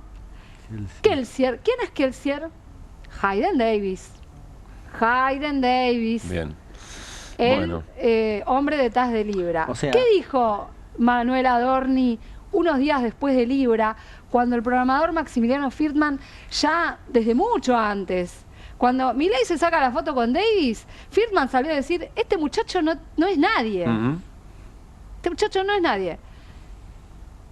Y mostró esto Maximiliano Friedman, lo que acabamos de mostrar. Y después Manuel Adorni salió a decir que los que lo habían querido pegar al Tech Forum eran unos imbéciles. ¿Refiriéndose a quién? ¿A los organizadores? Refiriéndose a los organizadores. Tengo una parte del chat, no sé si lo tenemos. Y lo último, dale. Donde se ve, ahí está. Hola Fede, importante, necesitamos pagar el lunes el posteo de Manuel Adorni como keynote speaker. Orador principal. Opening, vocero presidencial. Espía Novelli hablando del Tech Forum, dándole instrucciones al diseñador que tenía que hacer toda la gráfica. Se agarra la cabeza Hernán. O sea que, perdón, Hernán. O sea que Manuel Adorni estaría también en la joda de Libra. No sé si en la joda de Libra, pero en el Tech Forum estaba. Bueno. Estaba en el corazón de las discusiones de ellos, de los negocios. Ahí vuelve la teoría. Por eso no lo pueden saber. Bueno, es que eso fue el Tech Forum, por eso yo no me canso de decirlo. Claro. Hay que mirar la cocina del Tech Forum. ¿Qué pasó en el mientras tanto? Bueno, todo es de gran complejidad, parece una cosa de mamuscas lo que vamos abriendo, pero creo que está claro la trama que está además, clarita, que ¿no? además intentaban usar con evidente anuencia al presidente su identidad, su investidura como el facilitador de los negocios. Toma, Davis, te doy la cara de Milei para lanzar Libra. Sí, pero era la marca Milei. La necesito porque si no, ¿quién compra? Pero perdón, Iri, además de eso, era la marca, era la cara para incentivar la compra de la cripto y también la posibilidad de tener decisiones en las regulaciones del Estado. Exacto. Hay uno de los acuerdos, perdón, me voy acordando cosas, hay uno de los acuerdos donde plantean darle acceso a este fulano. A Hayden Davis, a la unidad de información financiera, que se ocupa de detectar las operaciones sospechosas, ¿se entiende? Claro, y en la UIF no estaba uno de los socios, Morales, ¿no estaba allí? Morales de la CNB. No, es de la CNB. Bueno, pero que también audita. Sí, pero información de la CNB. Al Banco Central, ¿no? Iri, gracias por la data y por la claridad. Después, no sé, se me borra la sonrisa cuando avanzamos cada vez más sobre este tema. Vamos a cambiar de tema. Nos vamos a ir al Congreso Nacional otra vez. Esto pasó hoy en la puerta del Congreso. Hoy comenzaron las audiencias por la modificación de la ley de glaciares. ¿Qué estamos viendo ahí? Estamos viendo una enorme cantidad de personas anotadas, inscritas para las audiencias. Recordemos audiencias donde se inscribieron más de 100.000 personas que habían recibido un correo que se tenían que presentar pero que no las dejaban entrar. Y había varios diputadas y diputados que estaban tratando de encontrar explicaciones por qué no podían ingresar a una audiencia pública que no es vinculante, pero que ya ganó mucho volumen político, insisto, en el debate en diputados por la modificación de la ley de glaciares. Está en línea Adriana Serkis, ella es diputada nacional de Fuerza Patria, patagónica. Además, Adriana, gracias por esperarnos unos minutos. Pablo Caruso y todo el equipo de QR saludamos. ¿Qué tal? Buenas noches, Pablo. Buenas noches a la audiencia. Gracias por el llamado. Todavía por acá, por el despacho. Bueno, ¿por qué? ¿Qué características tuvo el día hoy en estas audiencias? Bueno, como vos mencionaste, teníamos 101.550 inscriptos según nuestros registros. Y desde hace ya varios días que venimos pidiéndole a las autoridades de la comisión que cumplan con lo que corresponde a poder garantizar una audiencia pública, abierta, que garantice justamente la participación de todas las voces que querían hablar. Y nosotros mismos habíamos recibido una respuesta con varias indicaciones que nos daban a pensar de que en el día de hoy iban a recibir a unas pocas personas decididas a dedo. Nunca logramos que nos den la lista de oradores hasta, entiendo, cuando me contestó en medio de la audiencia el presidente de la Comisión de Recursos Naturales y Conservación del Ambiente Humano, José Peluc, que ya había sido publicada a las 12 del mediodía cuando la audiencia estaba prevista empezar a las 10. Nunca publicaron los criterios por los cuales seleccionaron a quienes podían hablar, nunca ofrecieron extender no se sabe cómo audiencia. eligieron a esas 300 personas de 100.000. No se sabe cómo eligieron. En la nota que nos enviaron a nosotros decían que iban a ser los primeros inscriptos de cada provincia para darle pluralidad y una federalidad que entendemos que no tuvo de ninguna manera. Yo corroboré y de hecho uno de los representantes de los secretarios de investigación de la Universidad Nacional de San Luis, que estaba inscrito en 4º lugar en su provincia y tampoco fue citado a que pueda participar. Y en el día de mañana están previstas solamente en la audiencia la participación virtual, que tampoco a esta hora tenemos el listado de oradores. Así que nos parece poco respetuoso para la gente que se inscribió no tener esta claridad y, por supuesto, sobre todo, la falta de voluntad democrática de poder mostrar justamente qué es lo que queremos tener y poder mostrar y poder escuchar estas diferentes voces tan importantes a la hora de discutir algo que nos va a justamente mostrar en el futuro una vía de muy poca credibilidad en cuanto a cómo se toman las decisiones ambientales y cómo hipotecamos nuestro futuro, ¿no? Ahora, Adriana, ahora vamos al fondo de la cuestión. Al tema de la materia. Claro, sí. Pero yo pienso, la verdad es que una audiencia de 100.000 personas no es realizable. Es un estadio de River y el de Riestra se necesitarían y todos hablando en una audiencia. Por supuesto que ahí hay un dato político muy, muy importante. Lo que quieras opinar sobre esto que digo, corre por mi cuenta, pero ¿qué impacto crees que puede tener en el debate? Bueno, justamente, me parece que es cierto de que pensar en una audiencia en la cual puedan hablar 100.000 personas implicaría muchísimos meses, pero si uno piensa el tiempo que le llevó a la naturaleza construir estos glaciares o dejar que se expresen y que nosotros podamos gozar del agua dulce en nuestro futuro implica no destruirlos.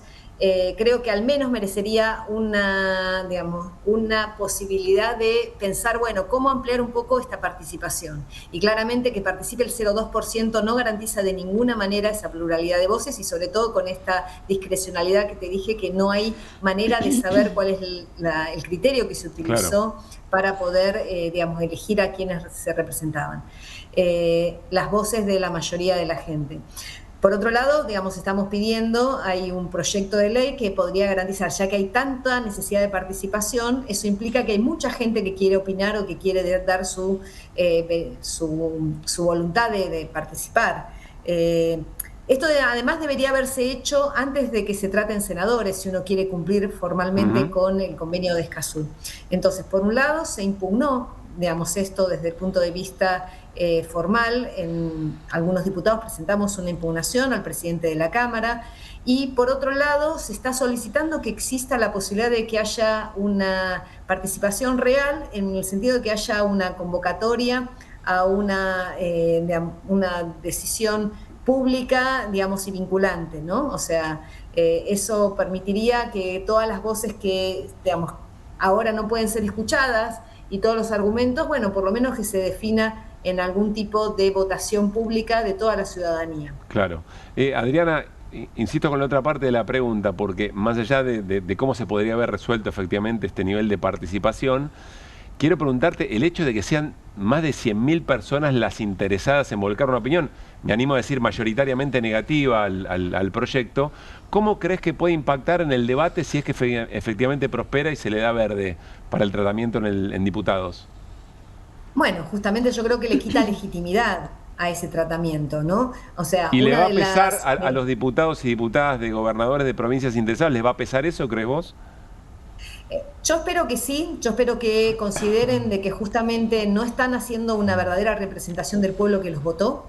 Eso me parece que influye en darse cuenta de que estás votando algo que no quiere la gente propia que supuestamente te dio el apoyo para que estés en el lugar que tenés que estar. Entonces, me parece también que le obliga a que estos representantes estudien de qué se trata. Porque mucha gente no tiene ni idea, digamos, me ha tocado, bueno, hemos escuchado barbaridades, no solo de los senadores que ya tuvieron que tratar esta ley, como decir que tenemos rocas congeladas que no sirven para nada, y entonces ¿por qué no les van a impedir una provincia poder hacer minería en ese lugar, de mi propia provincia, de la de Río Negro? O a la propia presidenta de la Cámara de Senadores, que dijo que la ley actual impide hacer minería porque se considera que todo el país está lleno de glaciares, ¿no? No tiene realmente ningún sustento lo que se dice, quiere decir que no estudió, no se puso a investigar. La invitamos a que pueda visitar el Yaniglia, el lugar donde se hace el inventario de glaciares, y me parece que al menos que en esta semana que quedan, porque entiendo de que tienen mucha urgencia por tratar esto en la comisión y que pueda llegar al recinto de diputados, diputadas, se pongan a estudiar de qué se trata. Al menos este intento que está haciendo la gente por hacerles llegar su opinión y sus diferentes, debería ser la responsabilidad, y ojalá que les pueda pesar. Adriana, de fondo, ¿cómo se explica rápidamente o en el modo en que necesites que proteger a los glaciares no impide el desarrollo de la actividad minera que le podría traer muchos dólares al país y a las provincias? Bueno, en primer lugar, digamos, bueno, yo ahí les había mandado unas imágenes para que veamos que de estos glaciares que se encuentran en el inventario son no solo estos glaciares descubiertos, bonitos, que cumplen funciones también incluso turísticas, más allá de esa reserva de agua, implica los manchones de nieve perenne, aquellos cuerpos de hielo que, aunque no tengan evidencias de movimiento, permanecen más de 2 años y ya pueden estar dentro del inventario si tienen una superficie mínima de 10 hectáreas. Pero también, si pasamos a la imagen siguiente, esto que a simple vista parecería que es tierra, parecería que son solo escombros, contienen una cantidad de agua importante, sobre todo en los momentos en los que el país o la zona está pasando por un momento de sequía. Normalmente eso ocurre a fin de la primavera. Podemos ver que la ley actual está reconocida internacionalmente como una de las mejores leyes del mundo, ¿no? Y que el inventario, a su vez, tiene los criterios científicos reconocidos también, y sus técnicos y técnicas especialistas están siendo invitados a un montón de países para revisar esto, cómo se hace. Ahora nos quieren cambiar la definición, o sea, lo que tenemos que inventariar no son todos los glaciares y periglaciares, sino aquellos que cumplen función de reserva estratégica. Y la definición ya no es homogénea en todo el país, siguiendo estos criterios científicos, sino que ahora es una autoridad designada discrecionalmente en cada provincia. Podría ser alguien de la Secretaría de Ambiente, pero también puede ser el secretario de Minería, claramente con presiones y con diferencias en cada provincia, lo que nos parece que no garantiza justamente esta excepción que, digamos, debería proteger estos presupuestos mínimos ambientales, que no tienen que ver con cuánto presupuesto se asigna, sino justamente cuál es lo mínimo que debería estar garantizando la nación según la Constitución, según el artículo 41 de la Constitución. Entonces, si pasamos a la siguiente, acá vamos al punto que me dijiste. Si yo me fijo en el mapa de la izquierda, los puntitos esos que están ahí son los que forman parte del inventario. ¿Qué superficie significa? Si vemos a la derecha, todo ese cuadrado verde y marrón significaría toda la superficie de la Argentina.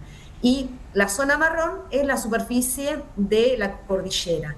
En esa superficie de la cordillera, ese cuadradito celeste implicaría qué es lo que está ocupado por glaciares. Y a su vez, ese puntito chiquitito que está ahí son los glaciares de escombros, representa la superficie que ocupan los glaciares de escombros. Fíjate que por querer hacer minería en ese puntito chiquitito que está ahí, estamos arriesgando quedarnos sin algunos de los glaciares que nos deberían estar garantizando el agua dulce para muchas de las poblaciones que están a su alrededor, pero que también pueden estar en toda la cuenca que sigue formándose a partir de un determinado río. O sea, es el 1%, de toda la cordillera, ese dato anteúltimo que mostraba Hernán, perdóname. Adriana, te quería preguntar, vos recién repasábamos en la placa que en el proyecto que se propone la autoridad es provincial.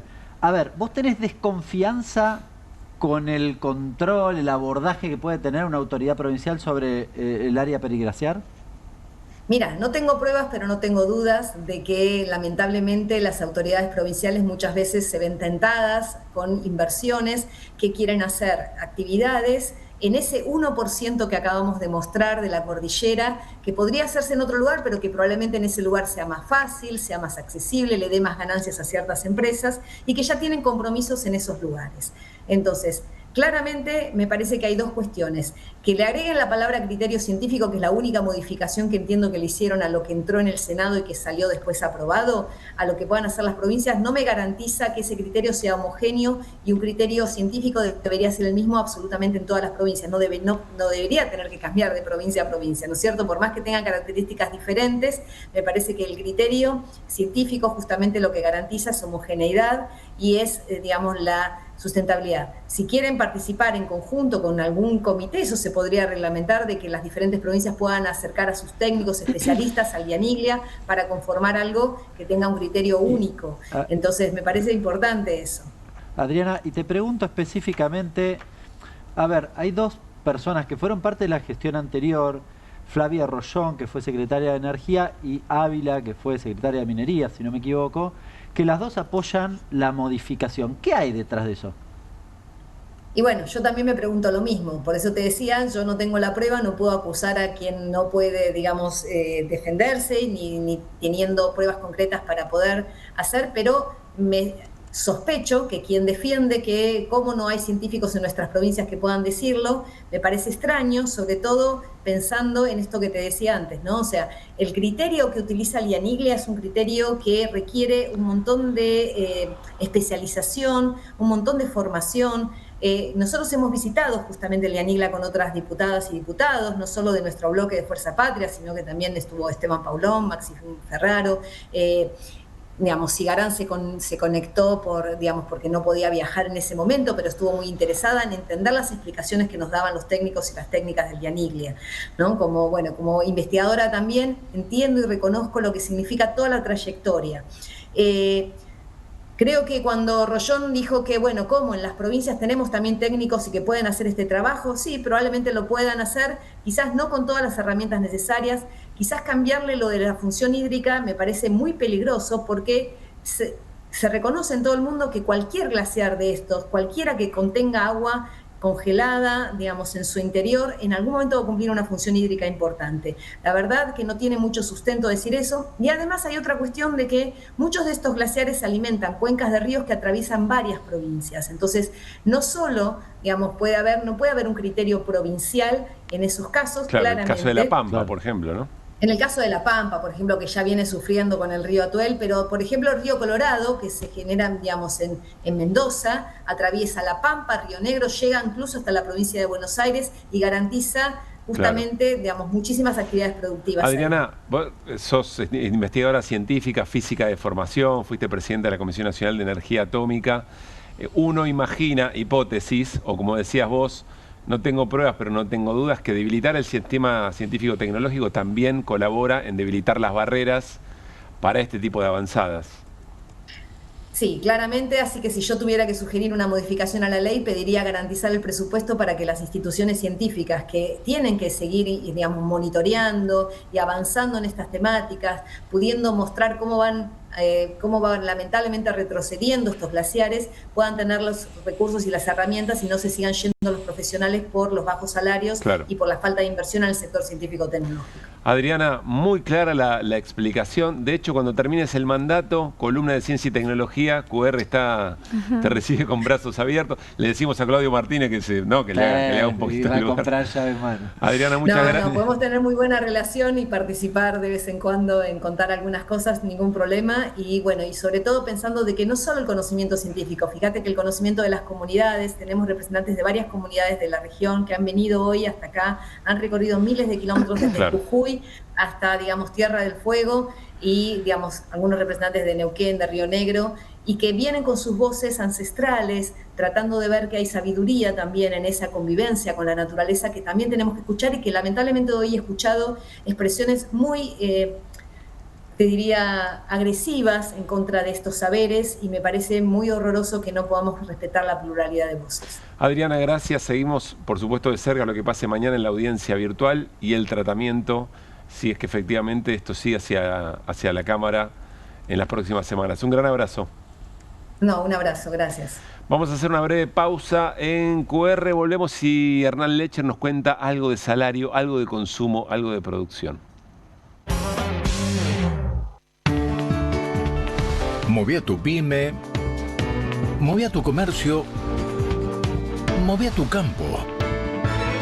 Movete a Credicop, la mejor atención, condiciones y soluciones para que puedas desarrollar tu empresa, tu comercio o tu producción. Movete a Credicop, movete a un banco distinto. Banco Credicop Cooperativo, la banca solidaria. Para más información, ingresá en bancocredicop.co. ¿Pensás que las subastas no son para vos? Son para todos, porque podés comprar y vender desde donde estés de manera rápida, fácil y confiable. ¿Querés participar de nuestra próxima subasta? En Pilar contamos con Mimuni, nuestra herramienta digital de atención ciudadana para solicitar turnos, realizar trámites y gestionar reclamos de manera ágil y cercana. Descárgate la app o chatea con nosotros por WhatsApp a través de 11 52 38 68 64, las 24 horas del día. También podés acercarte a cualquiera de nuestros puntos Muni de lunes a viernes de 8 a 18 horas y los sábados de 9 a 15 horas. En Pilar seguimos acercando el Estado a todos y todas las pilarenses. Pilar presente con futuro.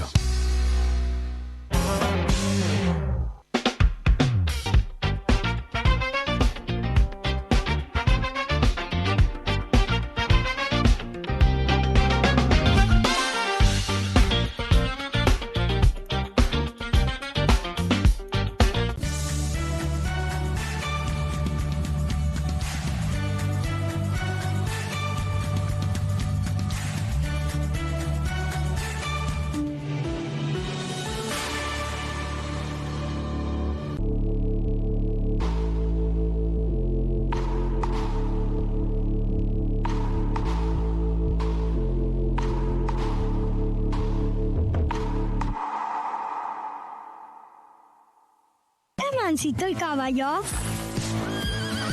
Es manso caballo.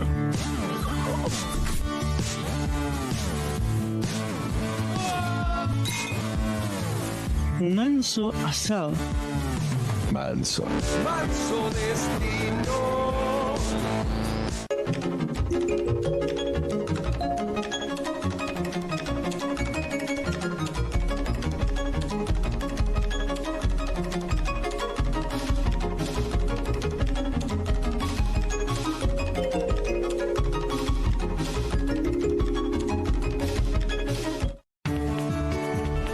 Moví a tu pyme, moví a tu comercio, moví a tu campo. Movete a Credicop, la mejor atención, condiciones y soluciones para que puedas desarrollar tu empresa, tu comercio o tu producción. Movete a Credicop, movete a un banco distinto. Banco Credicop Cooperativo, la banca solidaria. Para más información, ingresá en bancocredicop.co.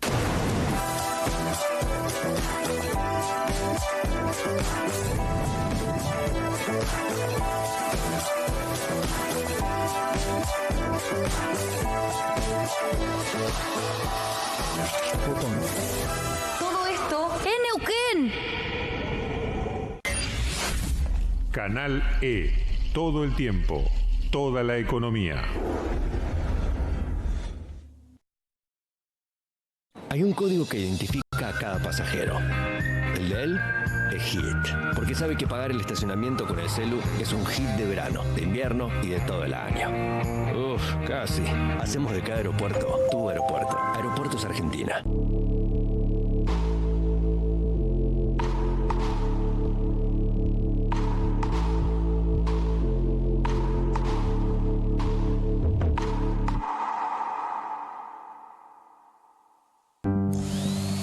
Pero si nadie está mirando la tele, ma, Tommy, desenchufalo. Pero pa, es de día. No hace falta prender el aire. ¿Y si volvemos el tiempo atrás?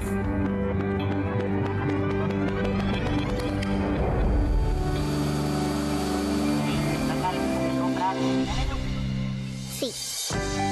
Pequeños cambios hacen una gran diferencia. Cuida la energía. Sumate al consumo eficiente. Sumate al cuidado del planeta. Edenor. Córdoba es la capital de escapadas todo el año. Sí, un destino para conectar con la naturaleza. Hacer sierra office, deporte, comer o visitar a un santo de verdad. Un lugar preparado para que puedas disfrutar todo el año. Vení a Córdoba, disfruta más fácil. Canal E. Todo el tiempo. Toda la economía.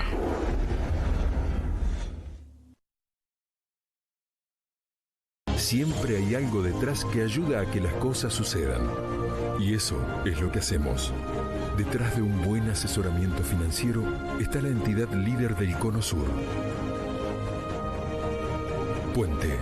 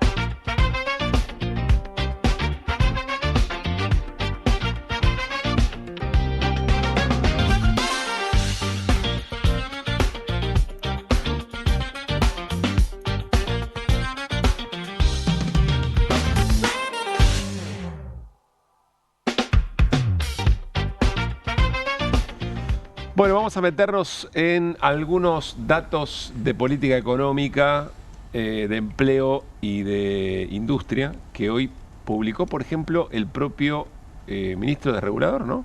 Sí. El secretario de Regulador, el señor Federico Sturzenegger, dice: desde hace un tiempo el kirchnerismo está tratando de instalar, Hernán, este es Hernán, clavado, la idea de una baja en el número de empresas. Pedí un doble clic y veo esto, que en los últimos 2 años el número de empresas pequeñas, medianas y grandes es estable o crece. Sí, pero detenete un segundo en el gráfico. Sí, a ver. ¿Pero qué números veo yo ahí? -1. Arranca con menos, ¿no? -1,1 en las medianas, de 26 a 100 trabajadores. -1,4 es la línea amarilla, grandes, más de 100. Claro. Y las pequeñas, -1,9 de 6 a 25 trabajadores. A ver, una primera reflexión. Estable. Más estable que crece, digamos. Pero... Entonces, te arranca negativo el número. O sea, ¿dónde está la que crece? Porque me falta la que crece. Al menos una. Bueno, no está. Hasta estable te lo puedo llegar a explicar, ¿no? No ponga la voz del fuego por Sturzenegger. La peleaba, ¿no? En crece no la pelea. Pero, ¿sabes qué pasó? ¿Qué pasó? Se olvidó una parte. No sé si vos leíste abajo.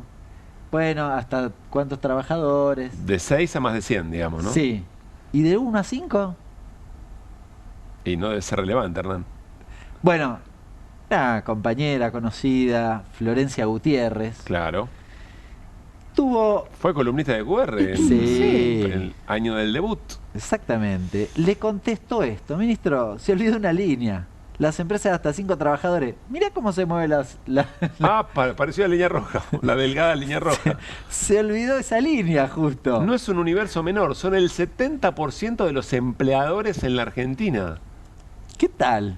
Y ahí hay una caída del 5,5%. Pero además la curva claramente es muy pronunciada a la baja. Podríamos decir un gran tobogán a la baja. Es correcto. Pero ves, uno lo piensa y dice, se olvidó de una parte muy importante del empresariado argentino. Uno podría decir, claro, es el segmento que ni siquiera le importa.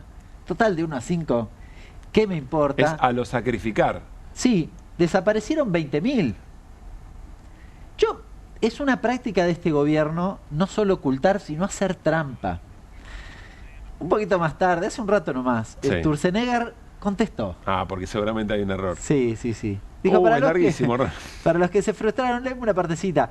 Cuando mostré en los últimos 2 años el número de empresas con más de 5 empleadores, que no disminuyó, cuestionaron que no incluyera las de 5 personas o menos, va una aclaración que hubiera imaginado innecesaria. Las microempresas no las tomé, primero, porque aunque son muchas, solo emplean el 7% de la gente. Bueno, no es el dato que nos decía recién Florencia. Segundo, porque las formales son una fracción menor de las empresas en este segmento. O sea, no me importan. Porque las formales son fracción menor de las empresas en este segmento. Claro, está diciendo que en realidad son mayoritariamente informales. Pero a ver, señor ministro, estamos hablando de datos de formalidad. Sí, no es que esos datos que agregó Florencia son de la informalidad y Florencia los tiene por alguna razón esotérica. Son datos de la formalidad, son datos oficiales de la existencia de empresas que tienen contratados por el 931, es decir, que declaran. Con lo cual es falso esto que plantea el ministro. Bueno, sigue sosteniendo que tampoco tiene demasiado sentido, que esa serie cae desde 2011, que también es falso. Se lo vamos a contestar mañana porque ya nos aburrimos hoy, pero que es falso. De hecho, en el gobierno anterior ese segmento creció, con Macri cayó. ¿Viste cuando hacen esta comparación? Hace 10 años que no se genera empleo, pero en el medio pasaron cosas. Bueno, este es el mismo ejemplo, mañana se lo vamos a responder. Claro. Pero la verdad parecía interesante. Porque yo diría... ¿Pero es relevante la cantidad de gente que emplea? Que es algo que discute también el ministro. Sí, muy significativa. Pero digo, la dinámica, a mí lo que me interesaba remarcar es la dinámica del gobierno, que en este caso se nota mucho, deja los dedos marcados, de que si el número no me da, vamos a tratar de acomodarlo. Yo podría decir, y de hecho lo tuiteé más temprano, ni siquiera te da retocándolo, porque todo le daba negativo. O sea, encima que me lo manipulaste, te da mal, maestro. Y además, Hernán, que una línea roja en pendiente no te mate el relato. No, por ¿para favor. qué? Cortémosla y chau. Breve pausa y seguimos con más. Moví a tu pyme, moví a tu comercio, moví a tu campo. Movete a Credit Coop, la mejor atención, condiciones y soluciones para que puedas desarrollar tu empresa, tu comercio o tu producción. Movete a Credit Coop, movete a un banco distinto. Banco Credit Coop Cooperativo, la banca solidaria. Para más información, ingresá en bancocreditcoop.co. ¿Pensás que las subastas no son para vos? Son para todos, porque podés comprar y vender desde donde estés de manera rápida, fácil y confiable. ¿Querés participar de nuestra próxima subasta?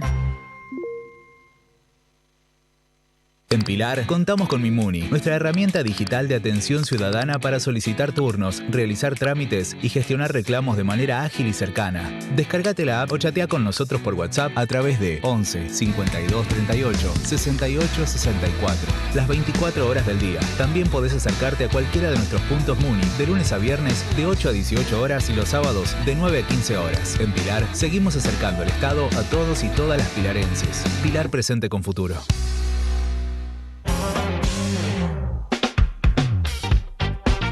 semana en Revista Caras. Amalia Amoedo. El arte me conectó con personas maravillosas. Filántropa y coleccionista, la nieta de Amalita Fortabat dice que de cada integrante de su familia aprendió algo. Cuenta que practica gym, yoga y boxeo para bajar el ritmo y cuidar su cuerpo y su mente. Y que hoy divide su vida entre Buenos Aires y José Ignacio, donde encuentra pausa y disfrute. Ian Lucas, ganador de MasterChef. Con esfuerzo todo llega. Alberto y Charlene de Mónaco. Glamour en el baile de la rosa. Tini celebró los 29 con De Paul y confirmó boda.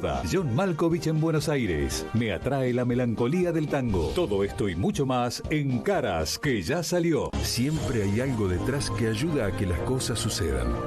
Y eso es lo que hacemos. Detrás de un buen asesoramiento financiero está la entidad líder del Cono Sur. Puente.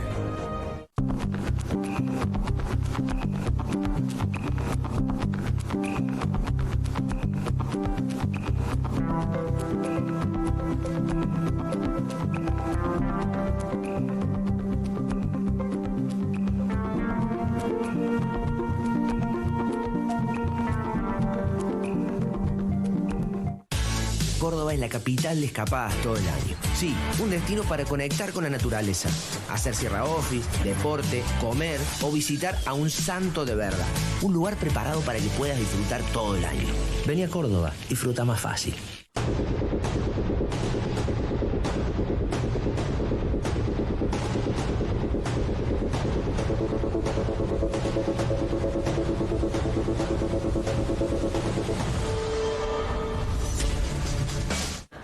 Hay un código para los que reservan en la tienda online. Su código es MÁS. Porque suman más experiencias, estacionamiento, Fast Pass y también son los que más disfrutan de viajar. Hacemos de cada aeropuerto tu aeropuerto. Aeropuertos Argentina. Desde que llegó al poder, el ex panelista cambió su estatus económico. En noticias de esta semana, el salto New Rich de los Adorni. Propiedades, viajes en primera, vuelos privados y gastos que no se condicen con sus ingresos. Además, 50 años del último golpe, las investigaciones más recientes, gira de Soda Estéreo, un éxito con holograma y el nuevo wellness, tecno y rituales. Revista Noticias. Entender cambia la vida. ¿Es mansito el caballo? Es manso caballo.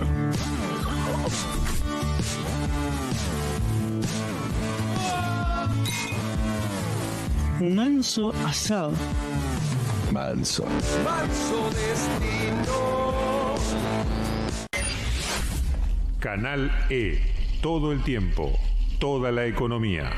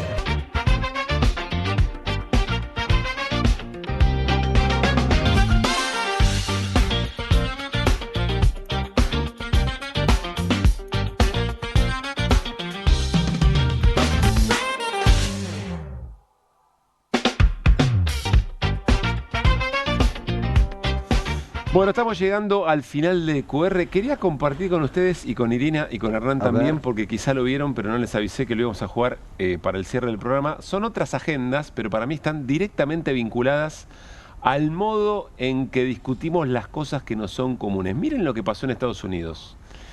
Lo refleja El País de España. Meta y YouTube, Meta es Instagram, Facebook, ¿no? WhatsApp, pierden el juicio sobre la adicción de los menores a redes sociales y son declaradas negligentes. Sentencia pionera: un jurado afirma que la plataforma de video y la matriz de Facebook e Instagram dañaron a los niños con su diseño adictivo. Es sumamente interesante y hay que ver qué impacto tiene. Esto es sobre un caso particular. Una mujer que creo que tiene 20 años, cuya demanda la comenzaron sus familias desde los 6 años, el análisis del impacto que tuvo sobre su desarrollo.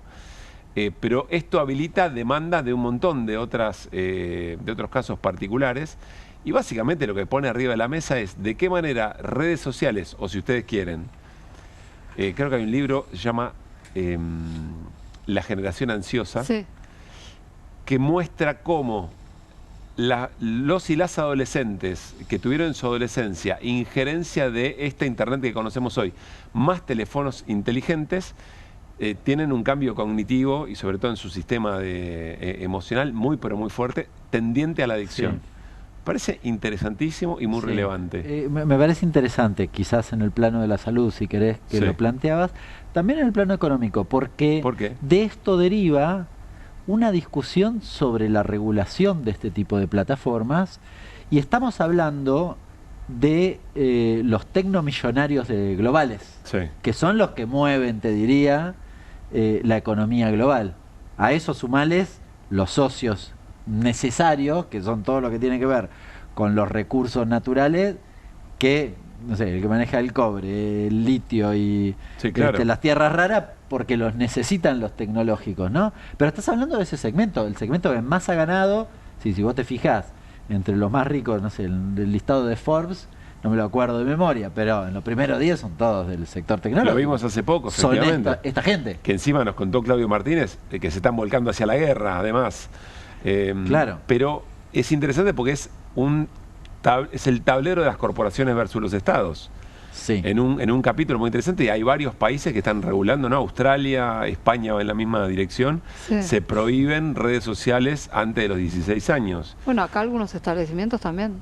La ORT empezó a... Bueno, acá en las escuelas, pero también tenés a Jorge Macri que dice inteligencia artificial y todo ese tipo de cosas dentro de la formación en las escuelas primarias.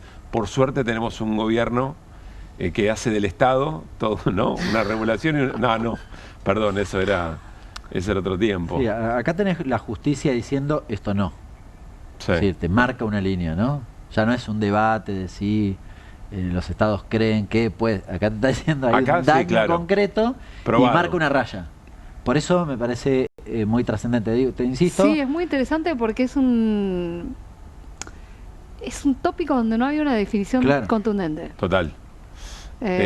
Vamos a hacer nota sobre esto y muy vinculado además con los videojuegos de esta generación, muy vinculado a este tipo de desarrollos. Aparecen investigaciones muy interesantes también. Nos fuimos. Iri, gracias como siempre. Chau, se quedó con la mano vacía. Seguimos cosas por decir. Nos reencontramos mañana a las 9 de la noche. Pasen bien.